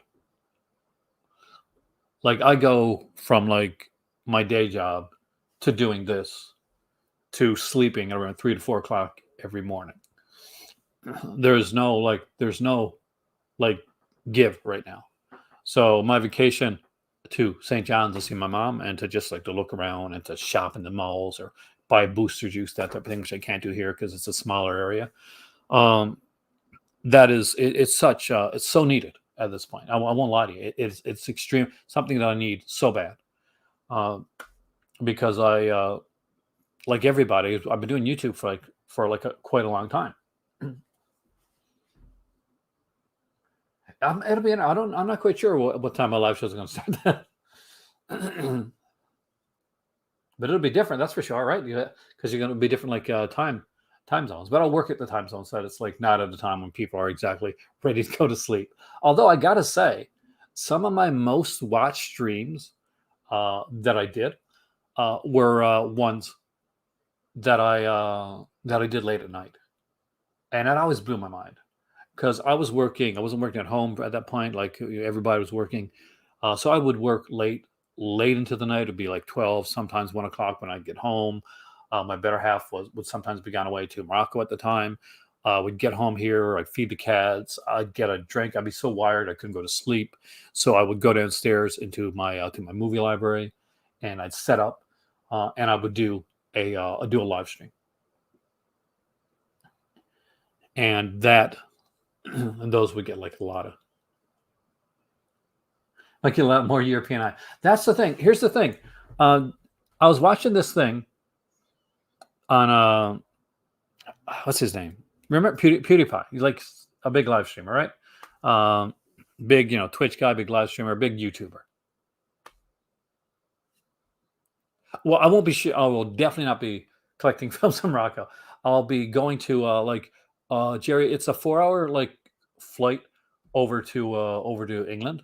So I'll be saving up my money and that for when I can. So more than likely I'll be doing like some like live streams, either from so you know, film hunting in England and some over in Canada when I come back to visit my mom and my kids.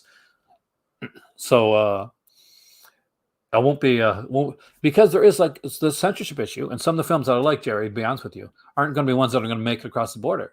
So if I'm if I'm going to want to buy them, I'm going to want to buy them myself and just put them on my luggage.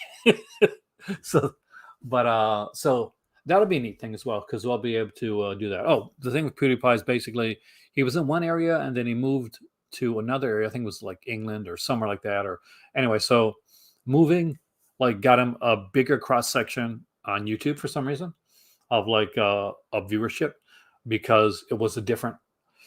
It's weird the way YouTube is done, the way the algorithm is done. Like a lot of it does depend on where you are. Like with the push that you get, it's quite an intricate beast to put it to you bluntly.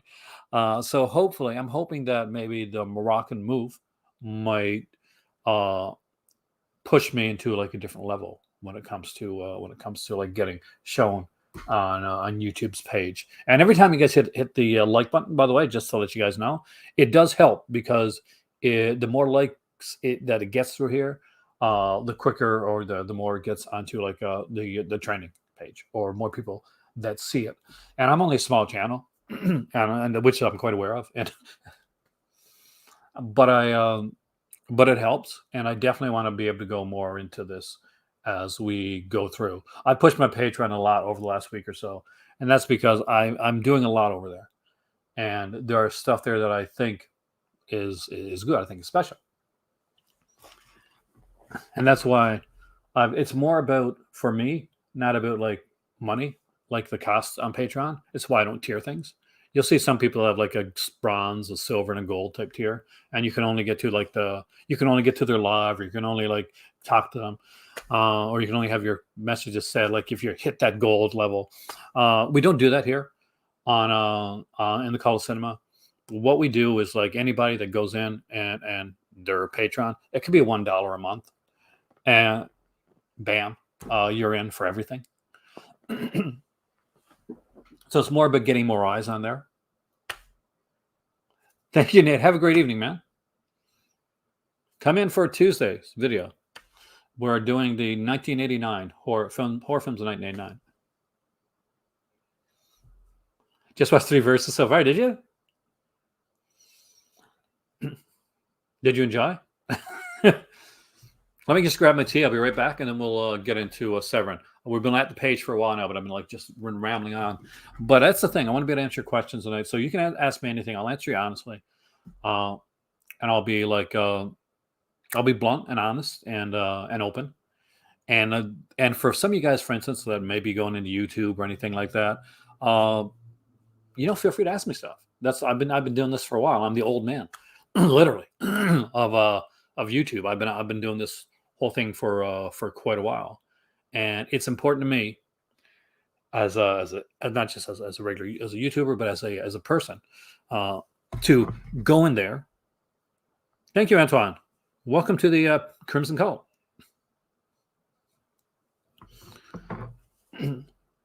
To go in and just say, okay, here's what's on YouTube. Here's what we see. How can I do something like how can I elevate that? Just a regular Orange Pico.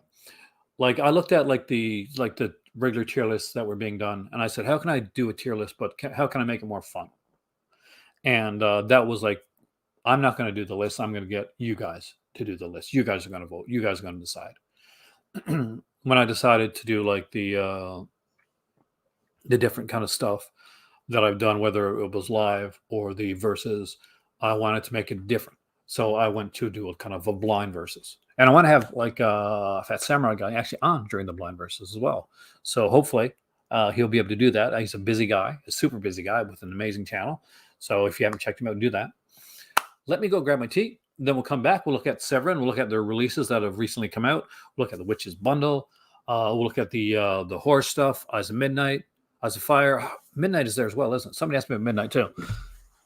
Needless to say, there's some really amazing stuff coming out from Severin, and I think Severin has gone from being that smaller company that people associated with being kind of Vinegar Syndrome light to being its own beast. And let's talk about that tonight. Actually, let's kind of dive into and see exactly how big Severin have gotten with their releases.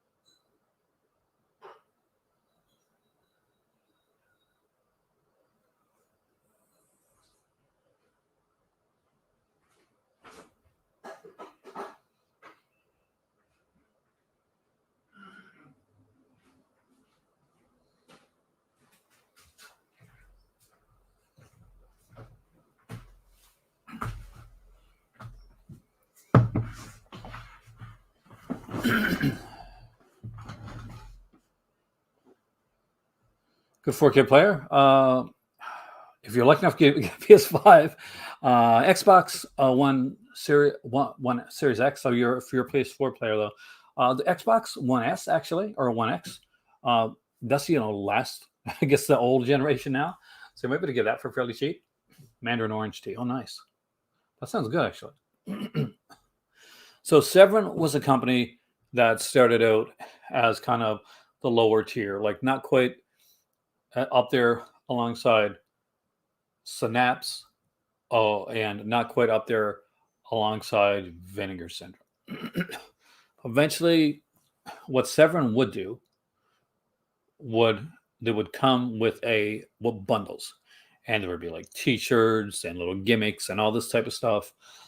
And these bundles would be kind of like how they would kind of start to get their name. But for a lot of people, they would say, well, it's a gimmick, it's cheesy, and it's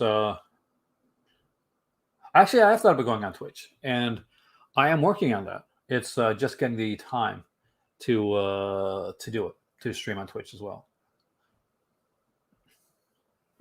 But it's an amazing idea, Kubrick. So thank you.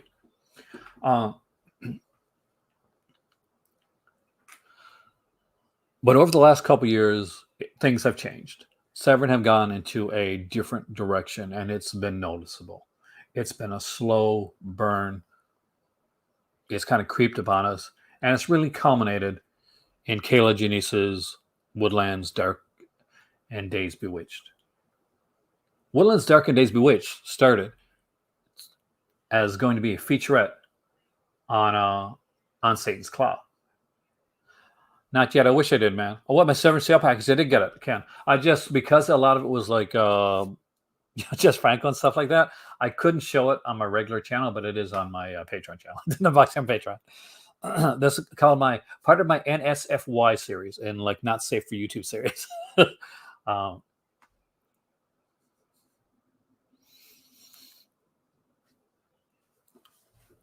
But this became, it culminated. Their box sets were good, and they were amazing, and they were doing like actual director box sets. So people that weren't looking at their stuff before were starting to notice. Then all of a sudden they start putting out things like a 4K of Santa Sangre. And I don't think there's many people out there that'll say, well, Santa Sangre, I don't want to have that. Like, that's pretty much that's a given for almost any cinephile. They really did start hitting their stride in the last 2 years. And not to say there wasn't bumps along the way. Like we all remember the Severin Black Friday sales issue that happened.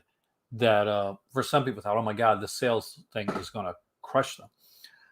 But man, did they come back.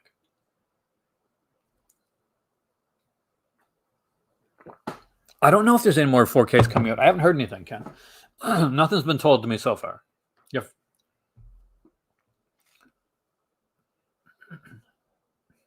We got a second thumbs down. So screw that person. But at least he came in. So no, thank you for coming in. Even if you want to give a thumbs down, that's your prerogative. Karma's pretty crazy though. That's your prerogative. All right, so let's dive back. Let's not start out with the big set. Let's Midnight. Oh, you're talking about John Russo's Midnight. It's an okay film. I mean, I'm not totally sold on Midnight, but I have never seen a great release of Midnight. John knows.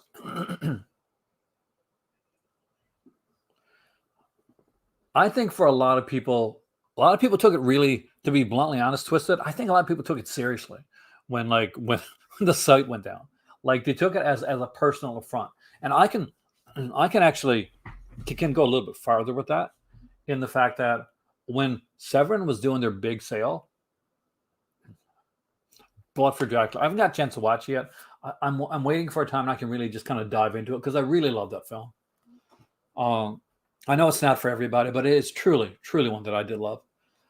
Some people really took it seriously when the site went down. They were angry, and I cannot imagine the anger that Severin got, because as a guy that was just like showcasing the upcoming sale, I got so much hate at the time. Kathy's Curse, excellent. Forever love them for that. You get like extra cool points for that because Kathy's Curse rocks, man. I'm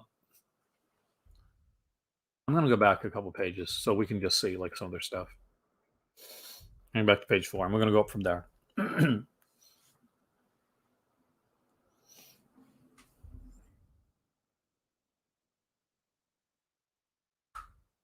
I will give you some suggestions along the way.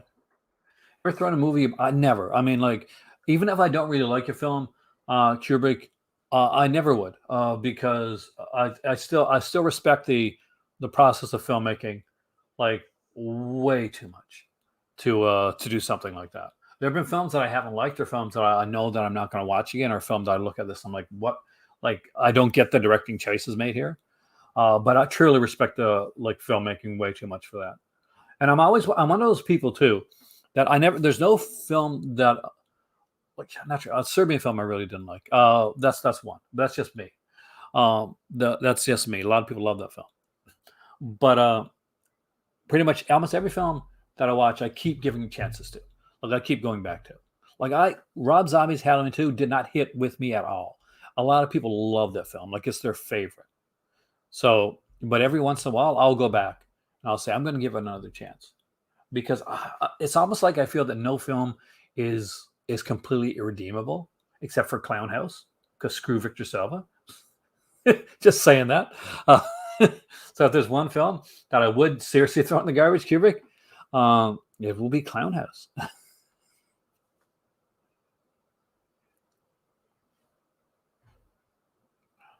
It's a 35 millimeter print. Like, there you go, John. John loves a Serbian film. And right on for John. Because everybody got their own taste. And who am I to say, okay, your taste is wrong, your taste is bad? I hate that. I hate when somebody comes on and basically goes on and says, well, you know what?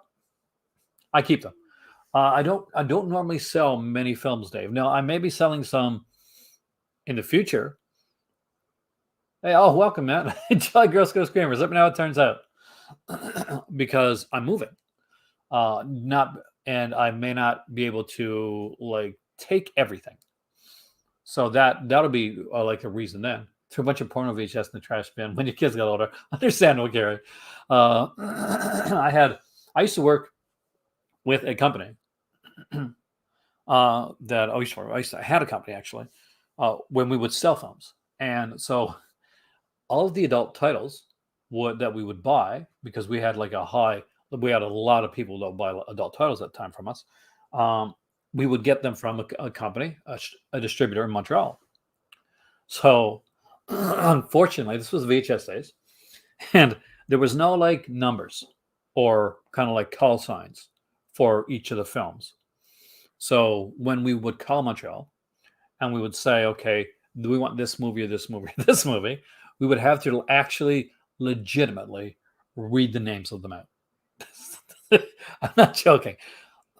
So I can't read any of it, say anything right now, but we would literally have to say, pick up the phone, call Montreal, and say, is it? Yeah, exactly. But on a larger basis. So we'd say, we want this movie, I don't know, Honey Trap 4, whatever, to give you like a tame title. But they weren't tame titles, because we had a lot of people that were buying a lot of these compilation films from us. And it was interesting. It was an interesting time. Just put it there. Yeah, I mean, like Strange Time, let's be honest. Like, just because I don't like a film or somebody else doesn't like a film doesn't make it bad. There's no film that that I will honestly say is universally bad. Because who am I to say that? What level of like ego do you need to have to come on and say, like, so this is what I like. Your opinion doesn't matter. It's only my opinion. I'm not down with that. I can't deal with that at all. And that may be one of the reasons that, like, I don't normally consider myself a reviewer. I consider myself an analyst. I analyze films. And I give you my takes on them. But like I always say, just because I like something or don't like something doesn't mean that's going to be your thoughts as well. But that's my little rant on that. I apologize for getting distracted. All right, so we got films here like The Black Cat. Now, what's neat about The Black Cat is, and is this is kind of an unofficial third Three Mothers film. This is the other Three Mothers trilogy one. And what's interesting to do is to watch Lake Inferno and watch Suspiria, and then go get The Black Cat and get what's it called, Mother of Tears, right? Watch both of them and decide which one you think is the better conclusion to the Three Mothers trilogy.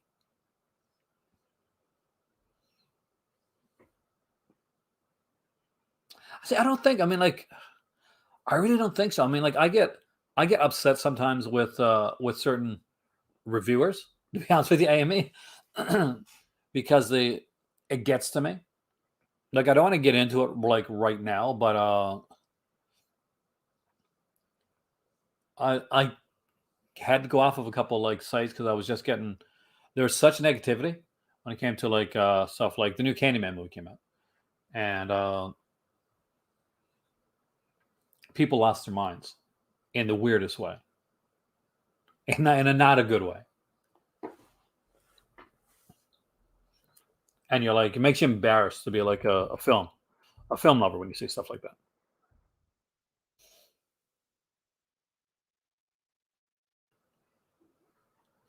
We got Castle of the Creeping Flesh, which is a German film, and which is one I don't remember. Did you like it, Twisted? Without getting into any like, that aspect of what people say. Hey there, Eddie. Welcome, man. And I love Ebert, but you know what? I love Blue Velvet too.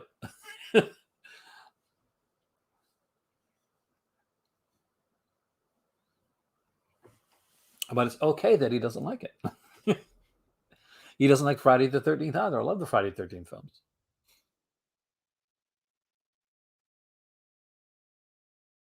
That's true. Some people like forget, like enjoy movies. Like, have fun. That's what they're there for. They're meant to have fun with.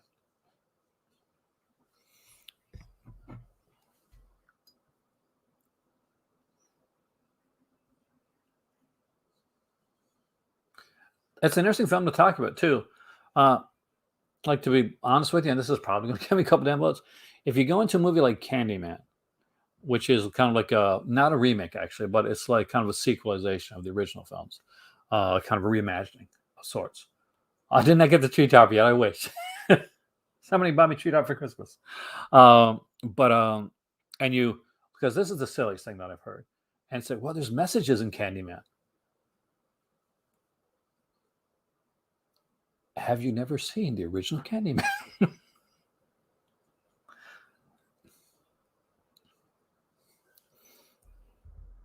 It's because it was there right from the beginning, right from the original one. That's gonna be cool. I'm that's the neat part. The references to the original, the different things that are there. Tales of the Uncanny, one right here. 110% recommend picking this up. Hey there, Jason. Welcome, man.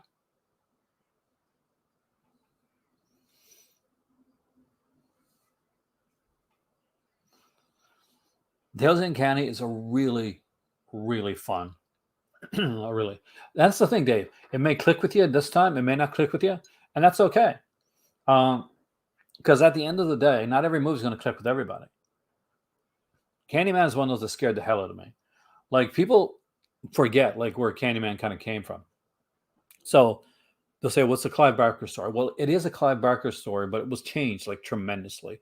The story was, I think, called The Forbidden. Uh, Now, the original Candyman uh, swerved strongly from what was written in The Forbidden. In actuality, the origin of the Candyman character that was actually done by Tony Todd himself. He's the one that thought up the origin of Candyman. So the whole idea of him being like, like kind of like the son of a slave that was an artist that kind of falls in love with this girl, and white girl, and gets murdered because of it, as he's handcuffed, and that's all Tony Todd. That wasn't something that was written in the script. That's what Tony Todd thought up as a backstory for the character. So that's always neat. That yeah, and when you realize that the actor that played the role had such huge like influence on the film, that's amazing. That's an amazing thing to actually think about. Can you imagine if it like somebody like the guy that first played Jason or something like that, Ari Lehman, or I guess in a way the guy from like Steve Dash, or the other guy from Friday 13 or 2, who said, "Well, yeah, so I kind of thought up my origin to Jason, and they used it in the film." They did actually. They had to pay him $1,000 for every bee sting that he got. So altogether, Kubrick, you want to know how many bee stings he got? It was 23. So he got an extra $23,000. Yeah, I didn't mind sequels. I mean, like they're not as high quality as the original film, Mike. But in my opinion, anyway, that's just me. But I do like them. I do have fun with them. She was in the original Candyman, actually, Alan. So the same girl, she's the same girl from the first one. Because Eli's character is like he's a little baby in the first movie. He's taken by Candyman, and he's gone. Like that's and Virginia Madsen's character, saves him. So in the Forbidden story, like Candyman has this like I think he's got like a red beard and like really creepy eyes, and like really long hair. A very very different looking character. There's my tangent on Candyman. I didn't know she was on Days. I haven't watched Days in a long time, Alan, but I used to watch it back in the day. Tales of the Uncanny, 100% recommend. Grab this one. It's a great documentary. If you love anthology films, you're going to want to see this.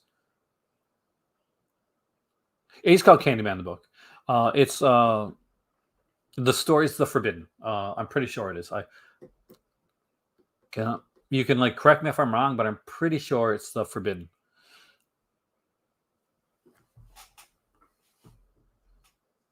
I think it's called Candyman, but I'm pretty sure. Family Portraits, Trilogy of America. I don't have this one. I heard good stuff about this one. I don't have this one. Midnight Meat Train is a lot of fun. Vinnie Jones is actually pretty cool in that. Plague Town, again, iffy on that. Attic Expeditions, I really want to get. Theater Bazaar, it just seems like one good story and a bunch of gore fests. So I'm not really big on Theater Bazaar. Nosferatu in Venice, however, that's one I really want.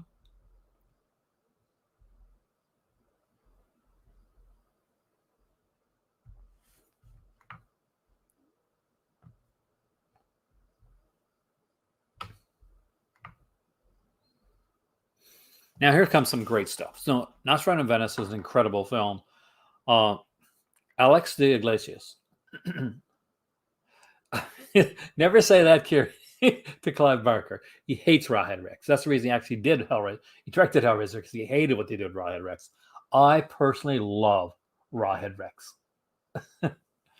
Now, understand, Amy, before you go in, Nosferatu in Venice is not like the original Nosferatu with Klaus Kinski. It's very different. Hey there, Sardis. Welcome, man. It's very, very different than what you would assume it would be. But I think it's really good. It's still very beautiful. Dr. Majenko, Klaus was an interesting character. As we can see, like we have the 4Ks here for Alex Iglesias, Day of the Beast. Incredible film. And of course, we have a 4K for Perdido Durango, which is another one I want. For those that are kind of unaware of Alex Iglesias, there was recently a show on HBO called 30 Kinds. It is one of the best shows that I've watched in a long time. It was amazingly well done, well shot, well written, just incredible on all fronts. And I did love the ending of it. If they do another season, fantastic. If they don't, I'm good with where they went with it. But Alex de Iglesias got a lot of like acclaim for 30 Kinds. And if you haven't seen it, I would recommend it. Twitch Cinema, South Theater Bazaar at Fantasia. Oh, wow. Maybe I got to give it another chance. Like, there's the thing that Rod Rex, one of your favorite monster movies there. See, Shadow saying, and Clive doesn't like it. But I like it. I love it, actually. I think it's an awesome film. There's a Santa Sangria 4K disc. There's a blacklight poster right there. It is a great film. Day of the Beast is a great film. I don't yet have the release out. I've seen it, and I do love that film. Your brain's broken trying to figure out the Black Cat. Use Vanilla Visa card on Umbrella Entertainment. You should be able to. I think. I don't really know, to be honest with you. I'm guessing, Alan. I can't imagine it being, if there's payment stuff out there, I can't imagine it being a problem. They'll let you know. Deep Blood is here. I don't have Deep Blood. I do, however, have, of course, the one that's not on there anymore. the one that shall not be named. With its slipcover. Now, the Girdler films, I definitely recommend. Grizzly's really good. Day of the Animals is actually an excellent little film. This is one of my most serious ones. Is this one here, the 4K Santa Sangria. That is so cool. I heard Grizzly 2. It's not only not as good as Grizzly, it's actually super bad. That's all I heard. You might love it. Oh yeah, Rawhead Rex is exactly the reason he insisted on doing Hellraiser himself. So we got a fun monster movie out of Rawhead Rex. We also got Clive Barker directing because of that. Because he said, if people are going to screw up my movie so bad, I'm going to do it. I'm going to screw it up. So that's why. That's why. Because of Rawhead Rex, because I'm not liking that. Dungeon of Andy Milligan, 9-disc box set. I'm not a huge Andy Milligan fan. Devil. I'm pretty sure I did, actually. Witching and Bitcoin. I think I love the fact that it auto-corrected the Bitcoin. Oh my God. That has got to go, man. I understand, Gary. But that's awesome.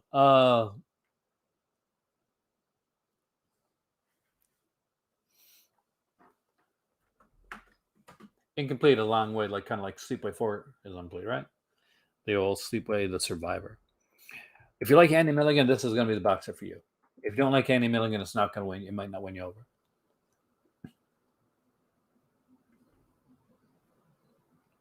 I was so fanboy. That's like if I met Clive Barker, because I'm a fan. I actually am a fan. I've been lucky enough to meet Pinhead, Doug Bradley himself, and he was so what a sweetheart of a guy. What a really, really nice guy. 100%. Like, truly, if you've never met Doug Bradley and he's ever at a convention, like, go meet him, buy a picture, get a picture, something like that. The guy deserves it. He's such a nice guy. You were Crypto Christopher Lee. This is Jose's, Master Chaos's least favorite. I'm actually kind of interested in checking this one out. Strike Commando. They have both of them here, 1 and 2. And I was nervous because somebody told me, "Oh, you don't." Doug Bradley's going to be really mean. He's like a germaphobe. He's not going to want to touch you. He's going to make you put on a glove. You got to like move. Like it was such bullshit. Actually, Strike Commando films are really fun. I recommend those. Vader's of the Lost Gold. I got to see that one again. I haven't seen it in a long time. Born from Hell. Skin Deep I liked back in the day. I got an old DVD of that one. I got to upgrade that one. Siege was shot here in well, not right here, but in Halifax, which is around 4 hours from here. And a fun film, actually, based on a true story. No one heard the scream. The Eloy de la Iglesias Kinky collection. Kind of want to get that. Really kind of, that's one that's high on my list. The Kinky series of films. Now, these won't be up for sale until next year. Born from Hell is great. I haven't got a chance to check it out yet, man.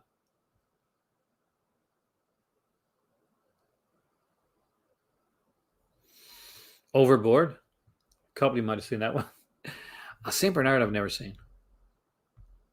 That's one of their older ones. They're older in comparison to these that we're looking at right now. So there's The Gunman, which I'm going to go right past because this is regular YouTube. House of Lost Women, a great little film. I actually got to watch this one this week. Black Boots and Leather Whip, Retribution. And then they put out these really cool like films like Endgame, Raiders of Atlantis, Wars of the Year 2072. Super cool, like post-apocalyptic stuff. If you like that type of stuff, you're probably going to like it anyway. It's probably going to be your jam.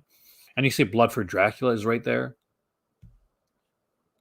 You like Retribution? Gamagar is pretty cool. I mean, like a lot of people hate on like his Stepfather 3, but I think he did the best with what he could. The big set, the Witches Bundle, it is sold out already. Did you get Sardis?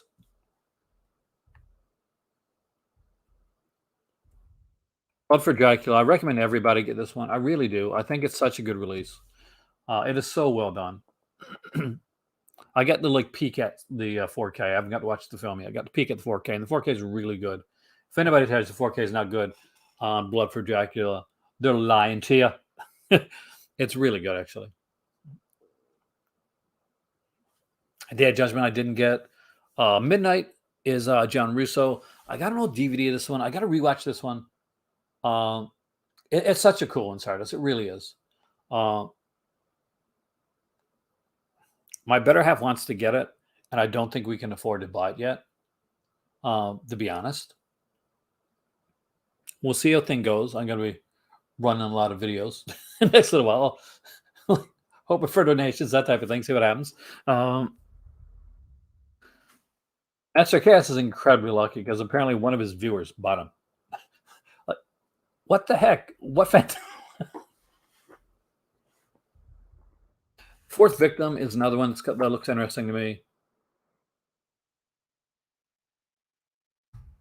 Flesh for Frankenstein, Jeff, is coming out from. It was actually kind of leaked. It's coming out from Vinegar Syndrome. It's going to be part of their November package. So when remember Vinegar Syndrome announced that they're putting out a 4K in November, like a secret 4K. Well, there's two. I think secret 4K is coming out in November. So one of those is Flesh for Frankenstein. So David Gregory is an amazing fan of Blood for Dracula, and apparently David Gregory and the guys from Vinegar Syndrome work together to get these releases. And with that being said, like Blood for Dracula was chosen for Severin to put out during the halfway to Black Friday sale, and Flesh for Frankenstein has been chosen for to be put out for the November sale for Vinegar Syndrome. Yeah, but it is going to be a 3D 4K combo pack, so they're going to be really doing some great stuff with that. It was originally released in 3D, so it'll be interesting to see that in the 3D format as well. And I'm guessing they're probably working with the same people like the 3D Film Archives who worked on their other releases. So you can expect some good 3D with that. Had to cancel Horror Pack to get the money. Are you Horror Pack? I've never been able to go to Horror Pack. I really wanted to, but one, Horror Pack's never contacted me ever to unbox any other stuff. But two, I do have a lot of horror films in my collection, non-Canadian. So a lot of the releases are sometimes will dip over into stuff that I've already got. Well, the early stuff did. I'm not sure about the Horror Packs now, though.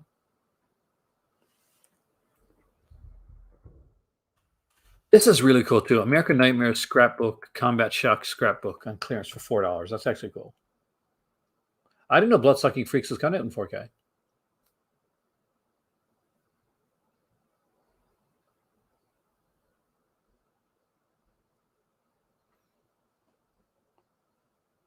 So it's trying to start newspaper reviews of Flesh and Blood and North. That is cool. I remember I used to speaking of that, when I lived in Toronto, I used to have, I was lived in Mississauga first, then I went to Toronto. But I used to have this big scrapbook of like, they'd have like in the paper, in the back of the paper, they'd have like the posters and stuff for movies that were coming out. So I would like cut out like the horror posters and stuff like my My Bloody Valentine, Happy Birthday to Me. I remember taking that one, and I had a whole bunch of them in the scrapbook. I must have been seemed like a really creepy kid, but that's what I did actually. Retribution again, a lot of fun. Beyond Darkness, they got like limited edition of that one too. This one is going to be really good for people that don't like that have never liked Jess Franco before, or thought, oh, Jess Franco just does like sleazy stuff, or Jess Franco is a bit of a hack. Like, no, Jess Franco's done a lot of really, really good stuff, and I think that Franco Noir is going to change some people's minds on Franco. Yay, Mr. Tony, welcome, man. Mr. Tony has a great channel, by the way, guys, which you should always check out. I was a creepy kid. It's not even a joke. But because he does some amazing stuff. But Mr. Tony doesn't know. Sometimes I'm there in his live videos, but because I don't speak, because I'm just watching, because I'm tired, I'm doing something in the background, I'm there, but you don't know, Mr. Tony.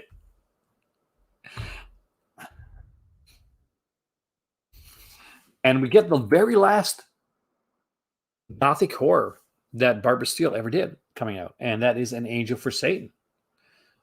So that, again, has got a commentary by Barbara Steele, because thankfully she is one of the ones that is still, knock on wood, still with us.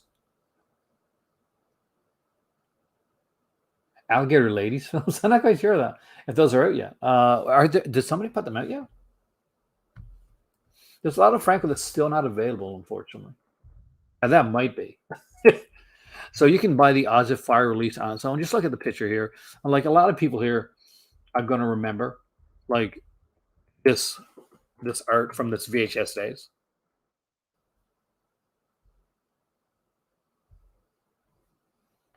Again, like features that are on the disc. So that's some incredible stuff. And you can, if you weren't sure on like on the whole didn't want to grab the whole like box set, which I still recommend. There's the documentary on its own right there. It's a 3-hour long documentary. Kayla Janice does a video introduction there. Ashley Thorpe talks about animating horror. There's outtakes for the film as well, and there's folk poetry read by Linda Hayden and Ian Ogilvy, my favorite of the Saints. My better half would probably kill me if I said that. Being a completist is hard, but at least Jeff, if you haven't picked up like Stephen Thor's 2 books on Jess Franco, I really recommend it. I'm very, very worried. I haven't talked to my better half about this, because here's the thing. I'm going on a trip. I'm trying to have some spending money for my trip. trying to save up. So, needless to say, I can't buy Jack right now. So, this has come at the worst possible time. All I can hope is that this is still available for me to buy later on. It's really hard to be Franco completionist. Not that I mind any of the films. Actually, even his worst films I enjoy. It's just finding the films. But if there's ever like a set that speaks to me in the last couple of years, this speaks to me. Grocery things. I understand, Jeff, man. I understand. Because it's $170 American, which is an incredibly large price. But for what it is, it's worth it. I can't look at this set at that price and say, well, no, that's overpriced. Or no, that's not really worth it. That's not worth it at that price. The work that Kayla put into this, in the documentary, in the short films, and the way that she reached out to get such an international cross section of titles, which we will go over here in a second. It's amazing. It's, to be bluntly honest with you guys, as a fan, it's almost humbling. It's limited to 4,000 copies, actually, Carrie. It is humbling to see something like this come out. This is a Criterion level box set. This is the top of the heap when it comes to sets and what it has. I don't really think so. We don't normally put a lot of their box sets on sale. I do not see this making it past next year. There won't be any like numbers and like, okay, this is number 13 or number 30 or whatever. They'll just be 4,000 box sets. Once they get low, they'll tell you, and then they're gone. While they put any of these out like alone, it really depends on what type of like distribution deal they got. Sale, it's no good wait for a sale for this. That's like people waited for a sale for the my favorite set actually that they put out was the Carol Baker set, and it didn't go on sale. But people bought it anyway. Once the sale came out and they realized, oh, that's Lindsay Baker set's not on sale. It didn't matter. People were like, okay, we've waited long enough. We're going to buy it. Like I wait for sales most of the time. Like I'm not somebody that goes out. Like there's people on here on YouTube that can come in here and God bless them. They can go out and grab something every Tuesday or every week. They're unboxing something. And amazing. Love it. Great. Super jealous. But my channel can't do that.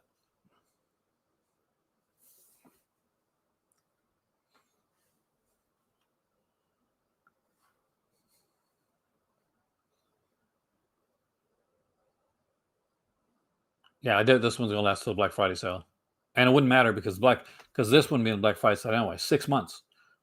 You got to go 6 months back for Severin for a Black Friday sale.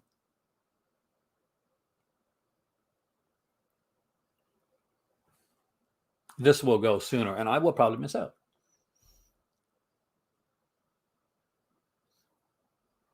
And kind of hurts, but what can you do, right? I wanted to go over like Vinegar Syndrome and stuff that's coming out for the rest of the year as well. So I got to grab my my iPad because I got my information on it from Vinegar Syndrome for that. So we can actually do like a kind of a guess sort as well. But like if you have not looked at this set, if you have not pre-ordered this set, and it's something even that interests you, I would 100% recommend picking it up. You have to choose your stuff, Kubrick. Here's the thing. Like, if you choose, like, okay, this is not what I want, this is not what I want to have, then it doesn't matter. It's not going to make a difference. Like to you, that's going to be okay. But if you're somebody like me and you want to have at least some of the, I love like diving into the kind of the aspect of like studying films.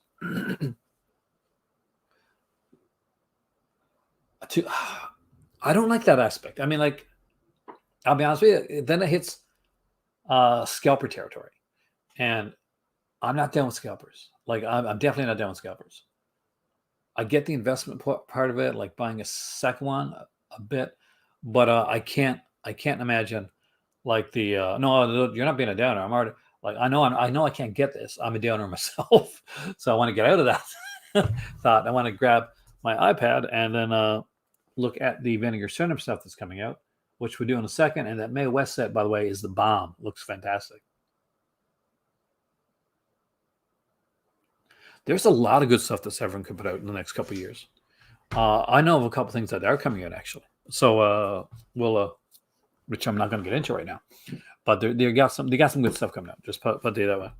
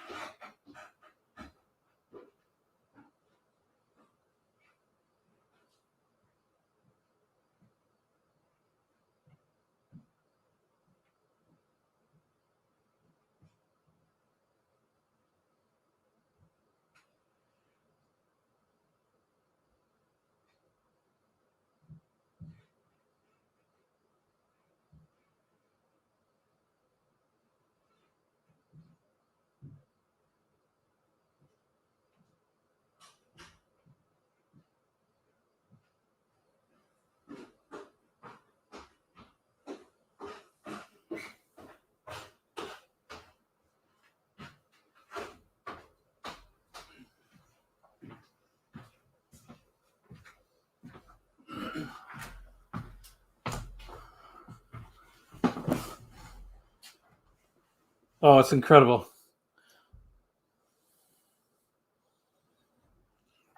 All right. Let's dive into some of the Vinegar Syndrome stuff coming out. So I should have it up here on my page.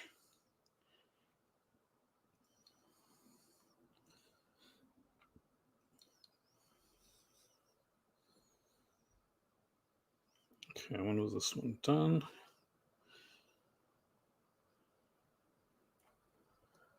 All right. So this is what was initially coming out, but things have been changed around. So we know that August releases already. Those are the ones that are coming out right now. Girl Screw Screamers, Tough Guys Don't Dance, Auntie May's Meat Pies, and of course the 4K release of Terminal Island. September was initially supposed to have a Never on Disc Slasher, Shallow Grave, a Giallo double feature, and Devil Story, plus one Picorama release. Now, the fact that the Giallo double feature has been pushed back till October, I think that I'm guesstimating that there's going to be a box set coming out in probably in September. So we're looking at Shallow Grave coming out, Devil's Story for sure. Those two should be fun. I never on this slasher. I'm not quite sure what that's going to be. And anybody have any ideas?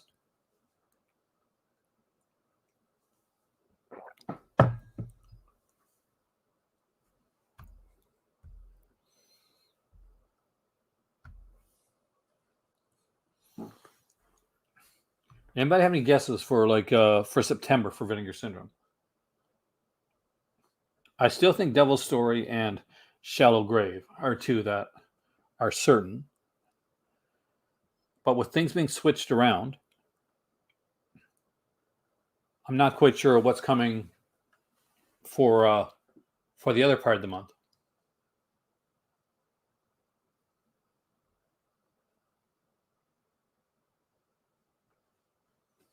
So has there been any guessing so far?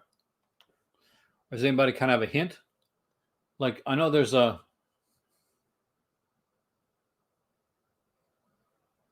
I've seen House of the Devil. If it's Greta Gerwig's name is in it, I've seen it.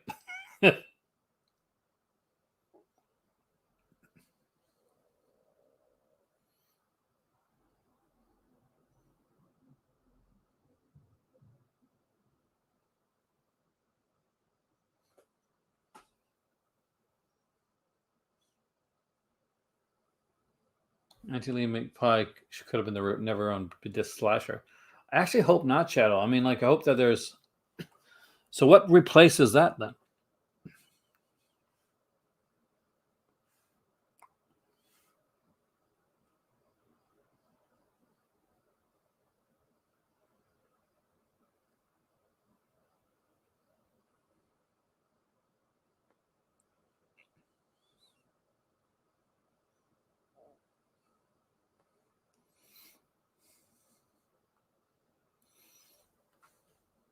Right around from Fun City Editions. Case of the Smiling Stiffs. I don't remember that one, Twisted.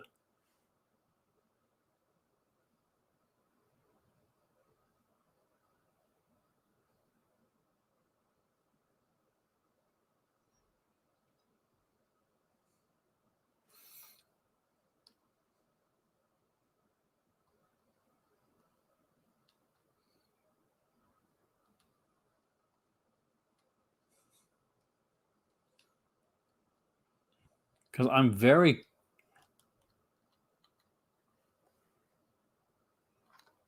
intrigued what they could do.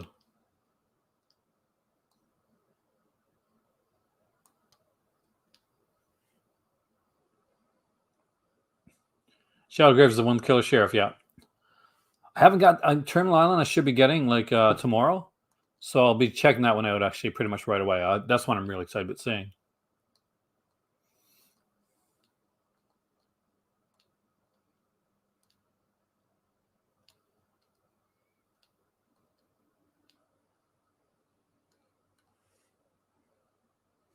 But where I don't go on many of the forum sites, I never get like the deets on certain things. Some people go on like I find some of the foreign sites to be a little bit what's the word I'm looking for? Depressing.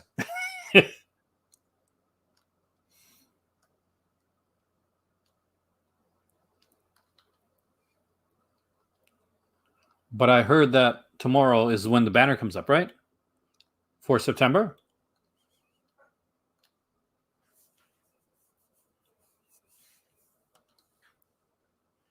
Has anybody else heard anything about that? For the vampire chick bites guys, but not on the neck. Hence the stiffs. It's a party of Dragnet. Just the facts, man. Yeah, that could be cool, actually. Is that an adult film, or is that one of their kind of like more of a softcore type thing?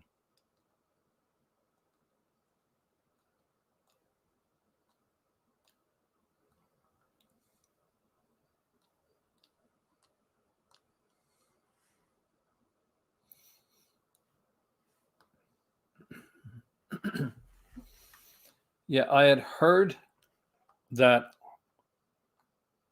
like we're getting close. I mean, like this is tomorrow's the 30th. So there should be something up tomorrow. Like on Vinegar Syndrome's like website. There should be like some type of like a banner or something up. Usually put a hint in the banner.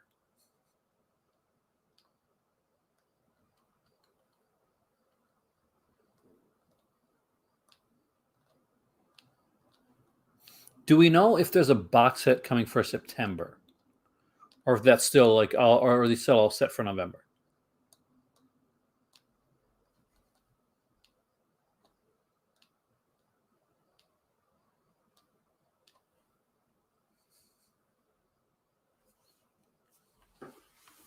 Oh, as a young Tom liking that one. Yeah, it's a cool little film. I really like it actually. But I'm glad you like it. I really love Blood for Dracula. Softcore bordering on hard. Started driving with Street Fighter. PI. Nice. Did you hear that we've lost the drive-in here in Cape Breton?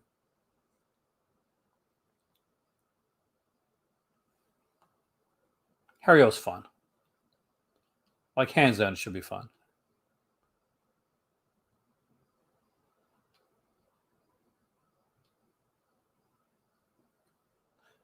Oh, wait a second. Is Inferno Mansion this month? Like September? Because I know they showed a picture of Inferno Mansion, which I know Jack all about, to be bluntly honest with you. I know nothing about it. And what I've heard isn't the greatest. But because I remember them putting out a while back, not sure if it's for September, October, like a picture of this kind of like the satanic style film. And people, oh, it's October, yeah, said Inferno Mansion. Thanks, Shadow, because I wasn't sure.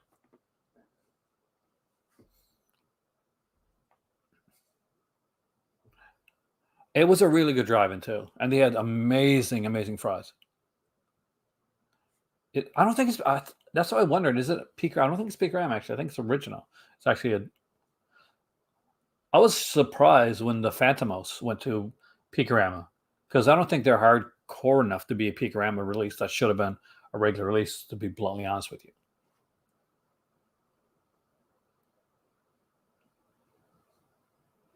Like one of the pluses about living in Cape Breton was the fact that we had a fantastic drive-in with amazing people there. Our drive-in closed down this year; it didn't come back this summer, and they set out an announcement that unless somebody buys it, it's gone. I did actually mention to Ed Asner at the early on in the video, Dave. It was a shock. I mean, I know the guy was 91, but I'll be honest with you, it was a bit of a shock. It was a big shock. There's older DVDs. They don't make any new DVDs, Alan. So for some of their older Peakoramas or the drive-in like double feature stuff that they do, you can still find DVDs of those. But once they go, I think they're pretty much gone. Vineyard Syndrome has gone out of the DVD game.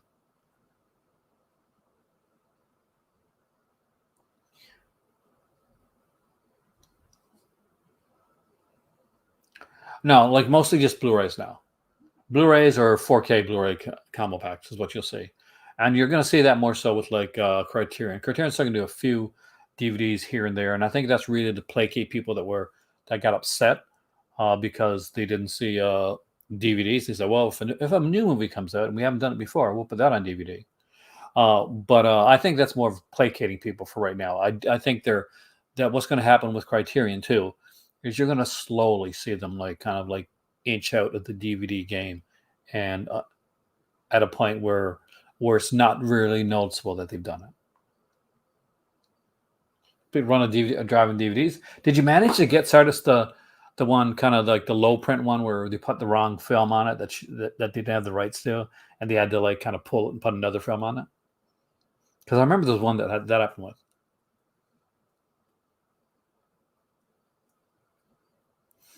Drive-ins was the best theater option. It's like it amazes me that the drive-in here didn't work out.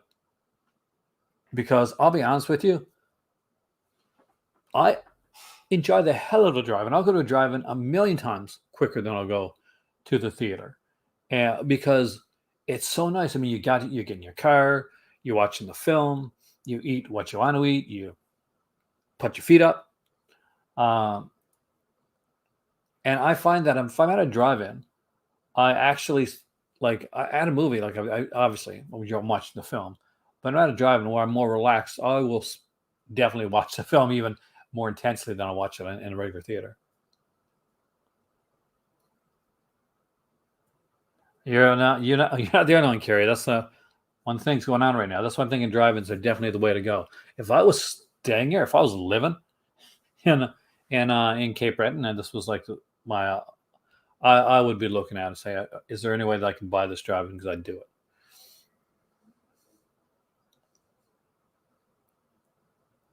I don't think so. I don't think we're gonna get anymore. Like they only did the streaming service at the time, just because. like literally only because of the fact that they were making some money. There was early on, Finger Cinema weren't exactly a well-known name, so it did a streaming service. For those that know, Finger Cinema used to have a streaming service called Exploitation.tv, and they had like some adult films on there, and they had some like exploitation films, and they had some like little featurettes. And it was a really good little service, um, very like inexpensive, but it was done for a very short period of time. And it made it, I think the fact that it had adult titles too made it a little bit of a harder sell for some people. So that's, that was the thing as well. But I actually, that was really, really good and really well done. So Franco's Dracula Prisoner, Frankenstein, and Nash's Wear of Shadow. I love Wear of Shadow. It's such a good film.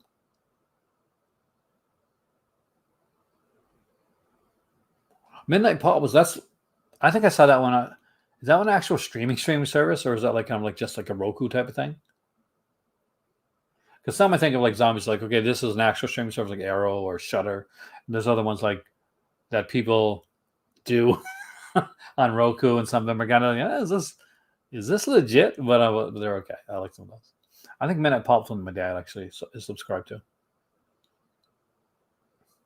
I remember I saw Texas Chainsaw Massacre the original in theater when I was very young. Actually, I was way too young to see it, but really it obviously stuck with me as a kid. So driving with 3 screens and it seats outside the snack bar. You gotta love that. You really do. I mean, like drive-ins are such good times, and people have such good memories when it comes to going to a drive-in. I remember when we went to the drive-in with my better half, and I was like, well, this could be your first drive-in date. And I said, no, I've had dates at a drive-in before, and I was so disappointed.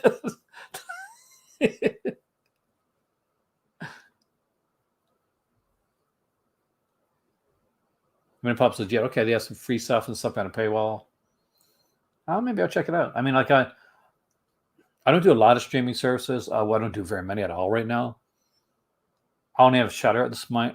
I'll have Shutter again when Shutter puts friggin' Slasher on Canada Shutter, because it makes no sense that Slasher is on American Shutter when it's a Canadian show and we don't have it yet. That kind of pisses me off.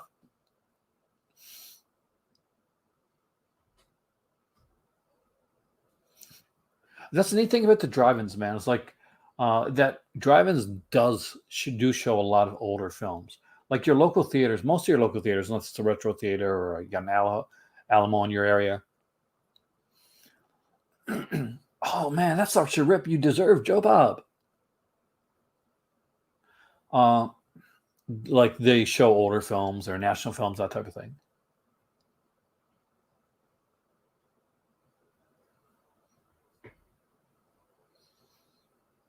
That was one of the beauties of a drive-in, is you'd see stuff like that. Like I remember going to a retro theater when I was young, and I got to see a bunch.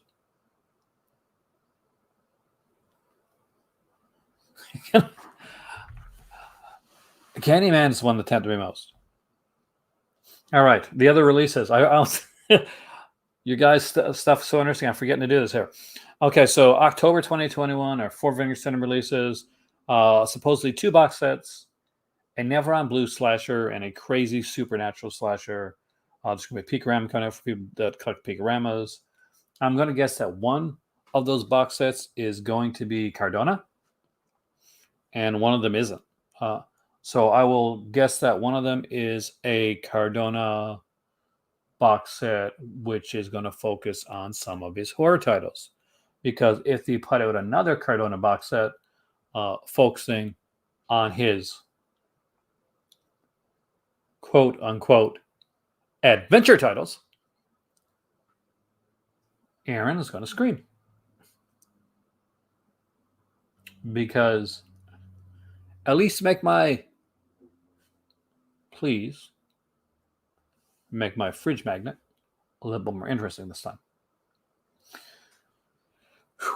I expect the other one to be a European horror / kind of Giallo style box set. That's my guess right now, but that's just a guess. October is 100% usually 100% horror titles, so you're not going to see anything that's not horror coming out in October. If they break that rule for Cardona, I'm going to be extremely pissed off with Vinegar Syndrome. Like, no word of a lie. They better have some amazing stuff going around the rest of October if they put out a Cardona set and it's not all horror. The more Tarantino films, better. I agree with that. I got such a hatred. There's a hatred I got for Cardona. Like, I like Cardona's dad films. I would love Cardona Senior. If it's Cardona Senior, I'd probably be all there for it. Cardona Junior, so not so much.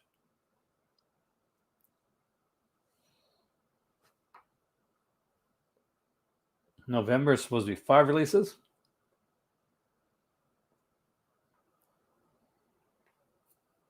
So I'm guessing the Never on Blue Slasher has been changed with the Giallo double feature for October, and the Never on Blue Slasher is the one from October, which was originally supposed to be Auntie May's or Auntie Lee's meat pies.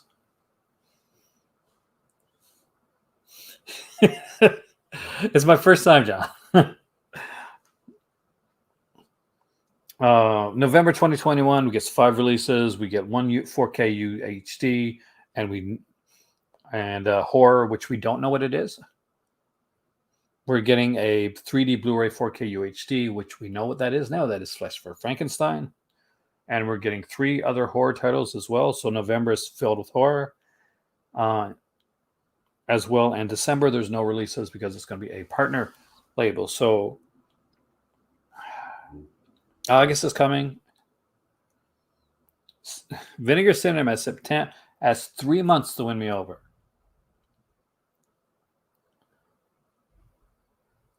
You might like him, AME. I mean, like you might. I mean, like the Treasure. If you're gonna watch either one of them, Treasure of the Amazons, I guess, is the one to watch. But I thought I was going to be wrong, and once I started watching them, I was going to be okay. This is okay. I'm actually kind of cool with this. It's actually kind of fun. But I was so bored, man.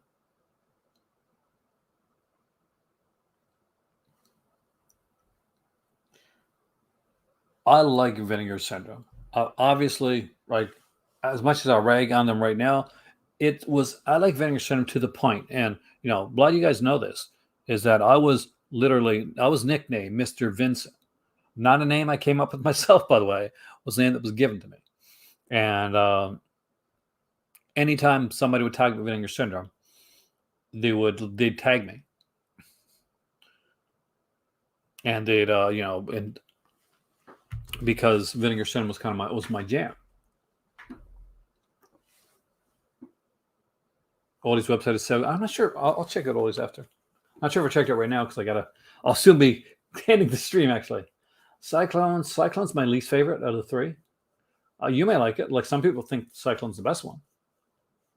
I thought, John, my biggest problem with the Cardona ones, aside from the animal stuff, which I think is utterly reprehensible, it's just they're too long. They don't merit the length. I guess that's what I think. They don't merit the length of them. But Vinegar Syndrome put out films like Alley Cat, which I utterly adore. I love Alley Cat, by the way.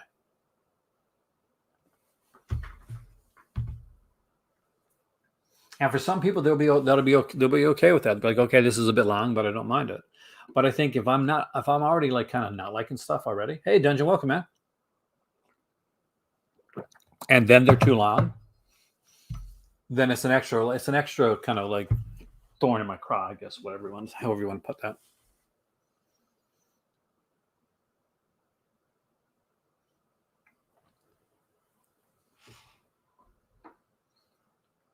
Yeah, it was not one of the more liked sets. I think it's probably the least liked set of the sets they put out there. But that being said, like I always say, something is everybody's favorite. See, Antoine likes Cyclone best. There you go.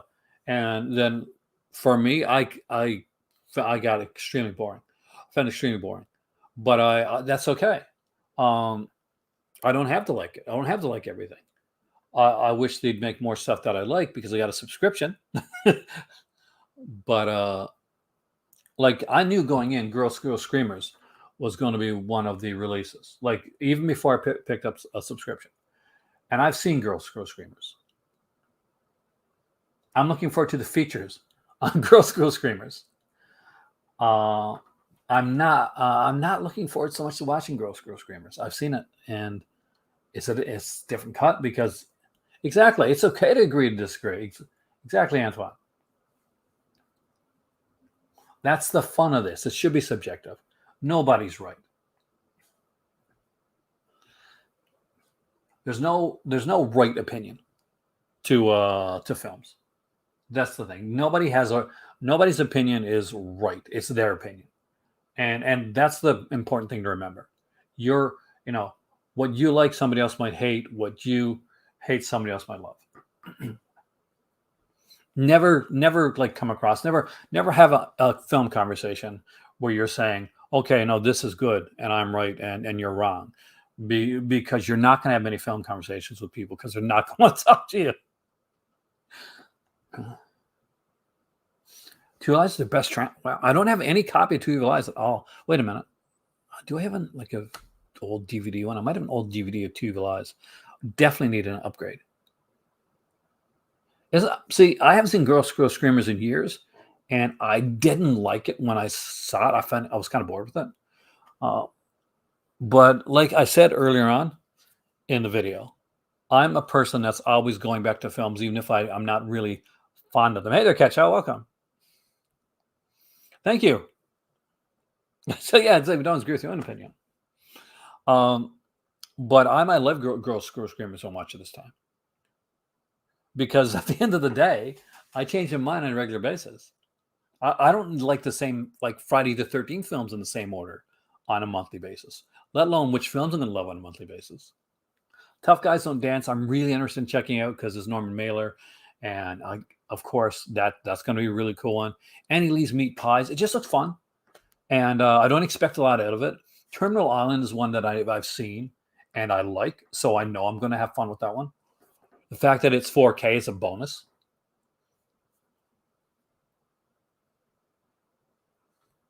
Evil Clutch Blades, Spy from Hell, and Bloodspell. Like, it takes a while for them to do, like, I'm guessing they kind of pick and choose what they do from Trauma and what Trauma gives them to, right? But I like the fact that they're doing some of the kind of the more niche stuff on from Trauma, like Girls Screw Screamers and Bloodhook, like really bodes well for saying like Blade or Evil Clutch. What was the name of the one? Does anybody remember the Trauma one? It was on one of those Trauma, like remember when Trump had those 3-packs of films? There was this one. It was an anthology film, and it's set on a bus, and all these people are getting on this bus. And they've all got their own stories. And the first story, I think, had something to do with the swimming pool. Chillers, thank you. That's the one. Exactly, thank you. Hey, Jacob, welcome, man. Chillers, really, really good.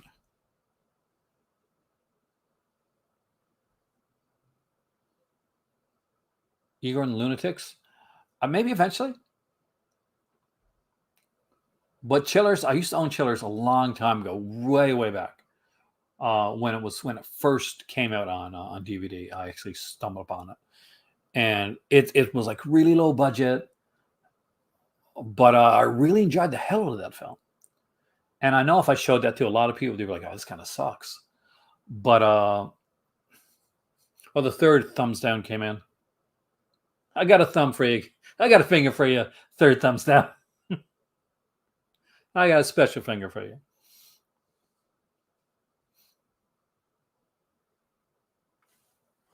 But Chillers is my most wanted out of all those, because I got a kick at that.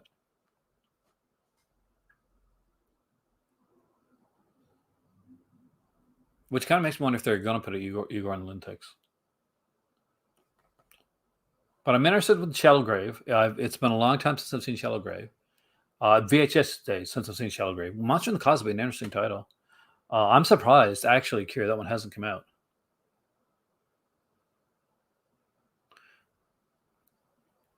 There's a...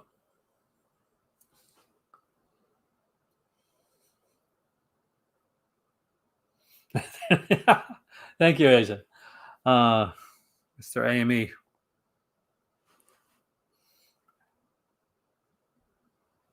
Literally it's the same people over and over again. Because he's like, well, look, it's exactly 3 thumbs down. Wonder who it is.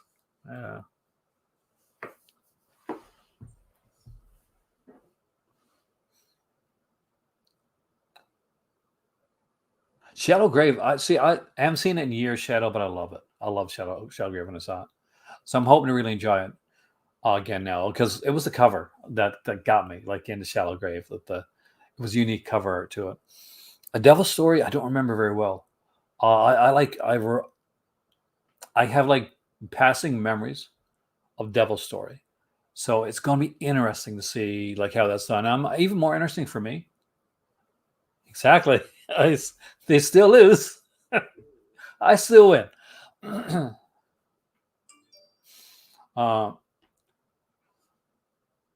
remember once I was doing a video, it was early on, right?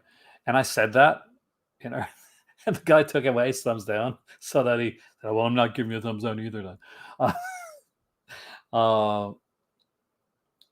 But yeah, I'm interested in seeing what kind of features comes on Shadow Grave, what kind of features puts on Devil Story.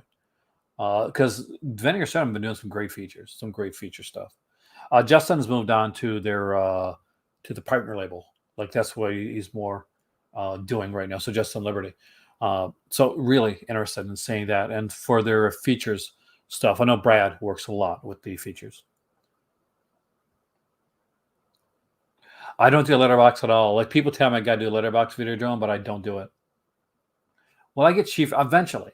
Like I mentioned here early on, Jacob. Right now, I'm not buying anything outside the subscription that I got, and that's been it was a hard decision to come to, but with an eventual move and with things getting extremely tight, like this time of year especially, I made the decision to okay, I'll get like the releases that are coming that are already paid for, things that I've already gotten paid for.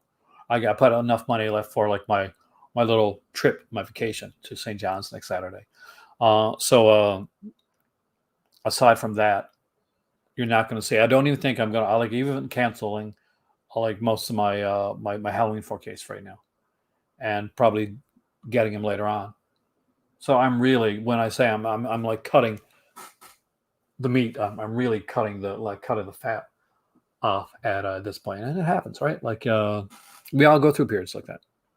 Hopefully, you guys don't. Hopefully, none of you guys ever go through periods like that. But for me right now, something I just got to do, and I'm okay with it because I'm lucky enough that I got a subscription. I got some stuff coming. I've got some stuff coming from Mill Creek. Eventually, I'll have some stuff coming from Umbrella as well. And you never know what surprises come up along the way. A lot of people love Letterbox. Yeah, and Kubrick, and you understand. But I just I don't have time because between I got a day job and I have this, and people think, well, I guess when you're not making a video, it's okay because you can do what you want to. But no, I gotta watch films. I gotta pre-tape videos as well. All American Murder, I don't have that one, but I have seen it and I liked it.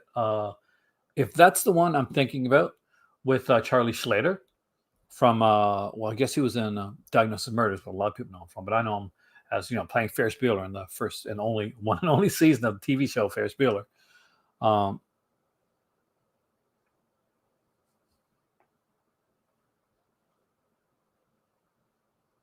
It's hard. I mean, it's hard twisted. Like for me, I obviously I watch stuff if I get sent stuff for review, and it's only a couple companies that I work with, so it's not a lot. But even that, it takes time, and I'm very grateful for it.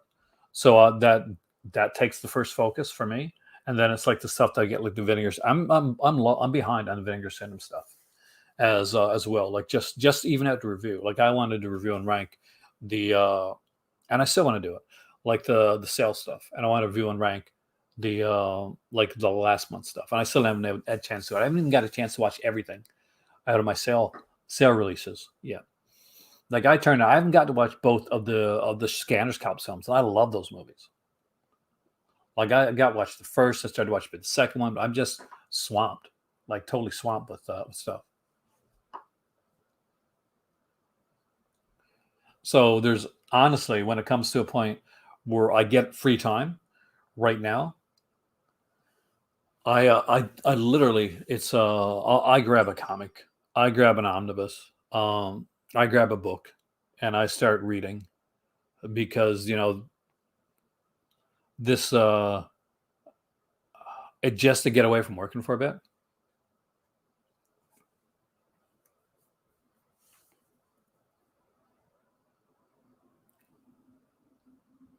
Cardinal box. I mean, I think you mean the Cardona box set, but I understand, Carrie.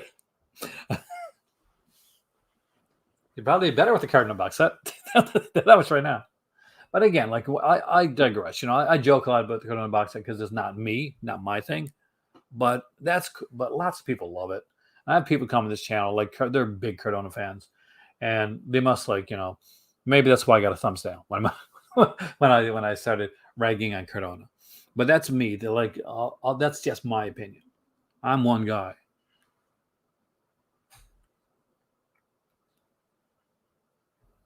All right. So there we go. It used to be more fun to do reviews. Now it's just a job. I think that happens after a while, Tony. Is like you can't help that. Like you try to keep the fun into it. What I do, Tony, for me personally. Oh, let's not talk about Hallmark right now. There's a reason. is is that I just try and do different stuff with my channel, like the tier list videos. Uh, I've had a blast with those, and the some of the versus stuff that I do, some of the stuff that I'm doing with Call of Comics, which pretty much gets moved. Hey there, Ryan. Welcome, man. Terminal is amazing. Uh, Not a lot of people watch my Call of Comics stuff. Yo, Piz, welcome, man. But it's probably my favorite thing that I do on my channel, and the work that I put into a Call of Comics video is insane. I did a video for my Patreon. It was a Call of Comics. It was like all the omnibuses from Marvel, and I'm doing one for DC actually as well. Coming out for the rest of 2021. I did a tier list video for it, and I didn't just it wasn't just like listing. I was like telling you like what issues were in each omnibus. I was trying to give as much information as I could, and saying why I put them into each place. So the video itself was around 55 minutes long. I think about 4 people saw it, which is not too bad for for a Patreon video that I put up today for that length. And it took me around 4.5 to 5 hours to make that video, and that's a low estimate. It probably took a lot longer actually. There's a low estimate on that video.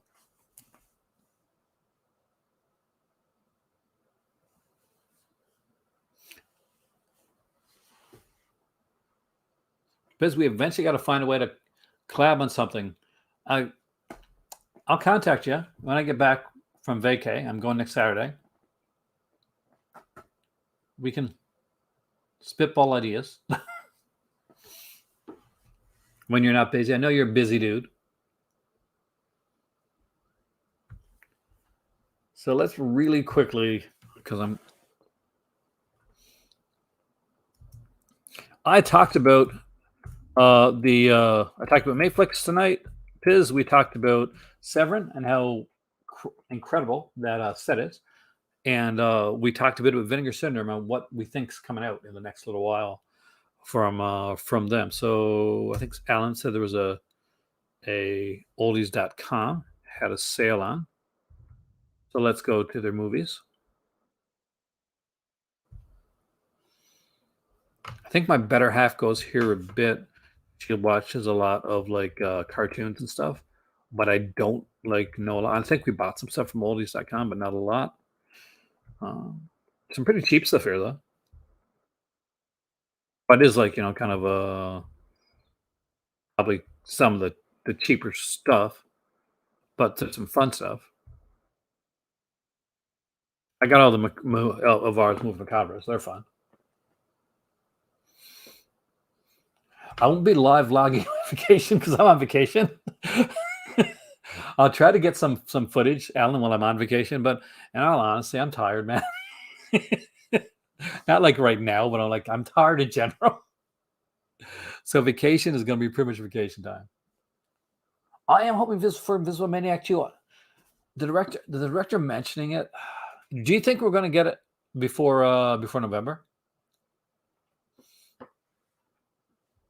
Because that could very well be I could see that being an October release. Now, if we're lucky enough to get have it pushed up to September, be fantastic. It's because we lost the Giallo double feature. Piz, that's not coming now until October.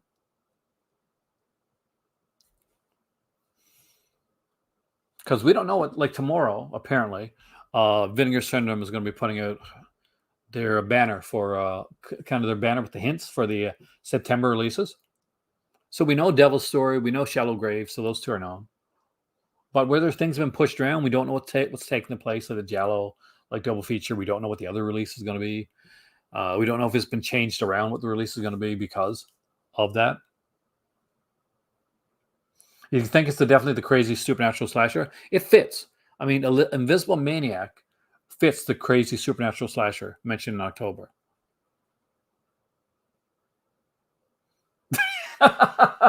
The tier list. Oh yes, before I go, guys. Tuesday we are doing 1989. It says VHS. That's cool. I like that. And on Thursday on Patreon we're doing 1978. I 100% expect Tenebrae to get a 4K next year sometime.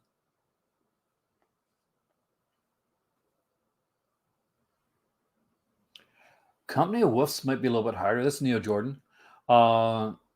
It's going to depend on what the rights issues are for that film. That's a very good film. Angela Lansbury. But I'd love to see it. But I'm not quite sure. I would expect that Company of Wolves might come out has a better chance at Severin than it does for Vinegar Syndrome. Because Severin does tend to be putting out a bit more of the, I guess, the higher end boutique releases like Santa Sangre and stuff like that.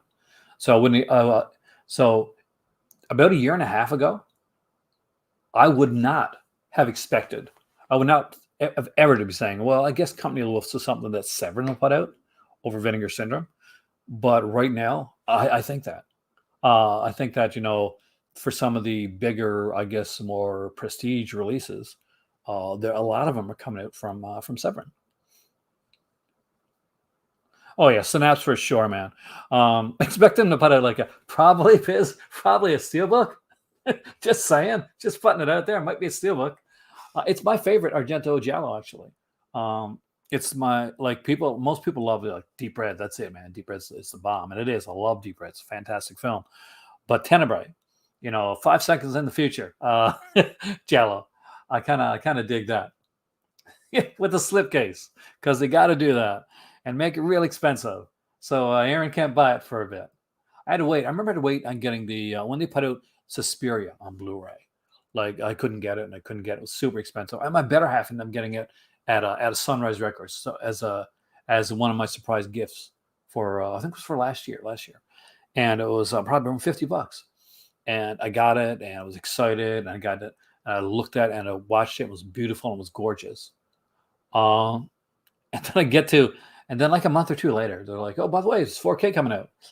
And I'm like, "No, I'm not." I said, "Unless I can find Suspiria's 4K at a really good cut rate price, I'm sorry. My better half spent $50 to get me the Blu-ray.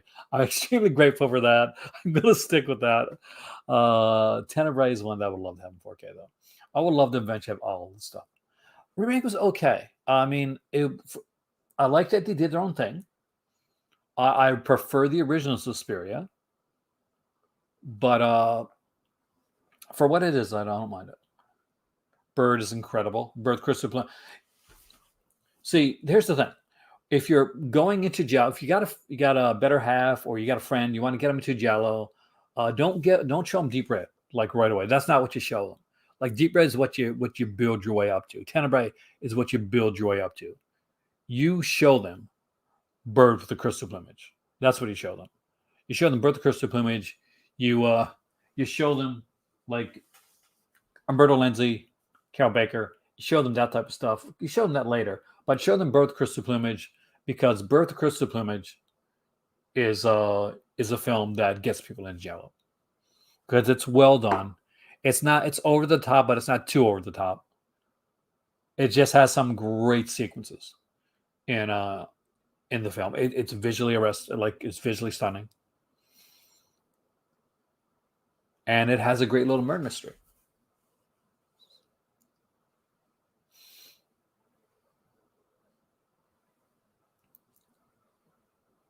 And you're not wondering like which cut you're going to get.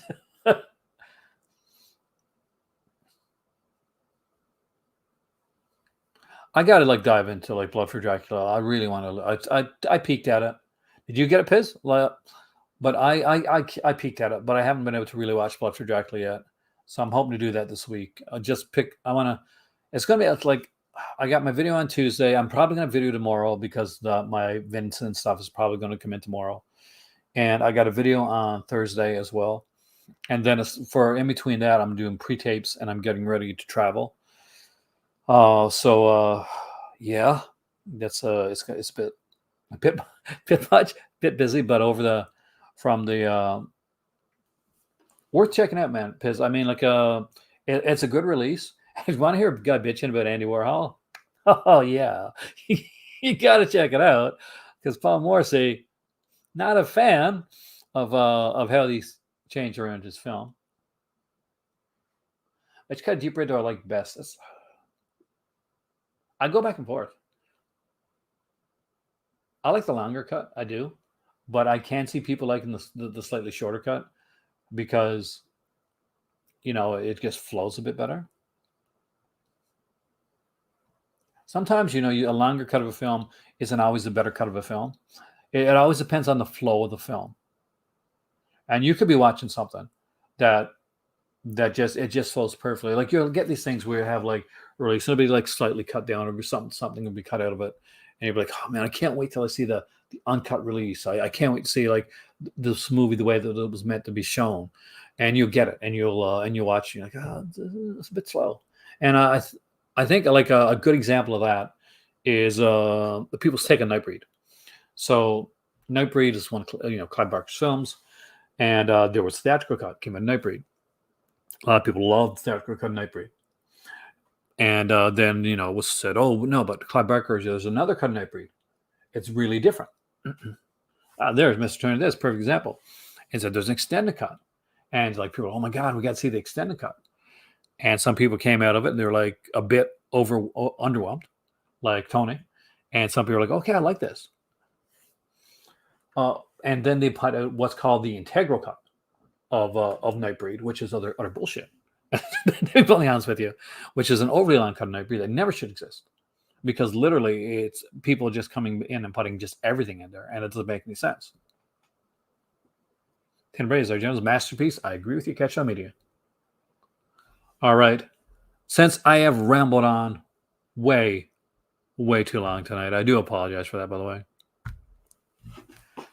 My name is Batman. My name is Aaron. You are the cult of cinema. You guys rock. You guys are awesome. Thank you so very, very much for joining me tonight. It is definitely time for tea because my voice is 120% going right now. Have a good evening. Watch a good movie. Be kind to each other. Like, share, subscribe, all that jazz. But most of all, remember, right here in the Call to Cinema, there is always one more movie. Have a great evening, guys. You deserve it.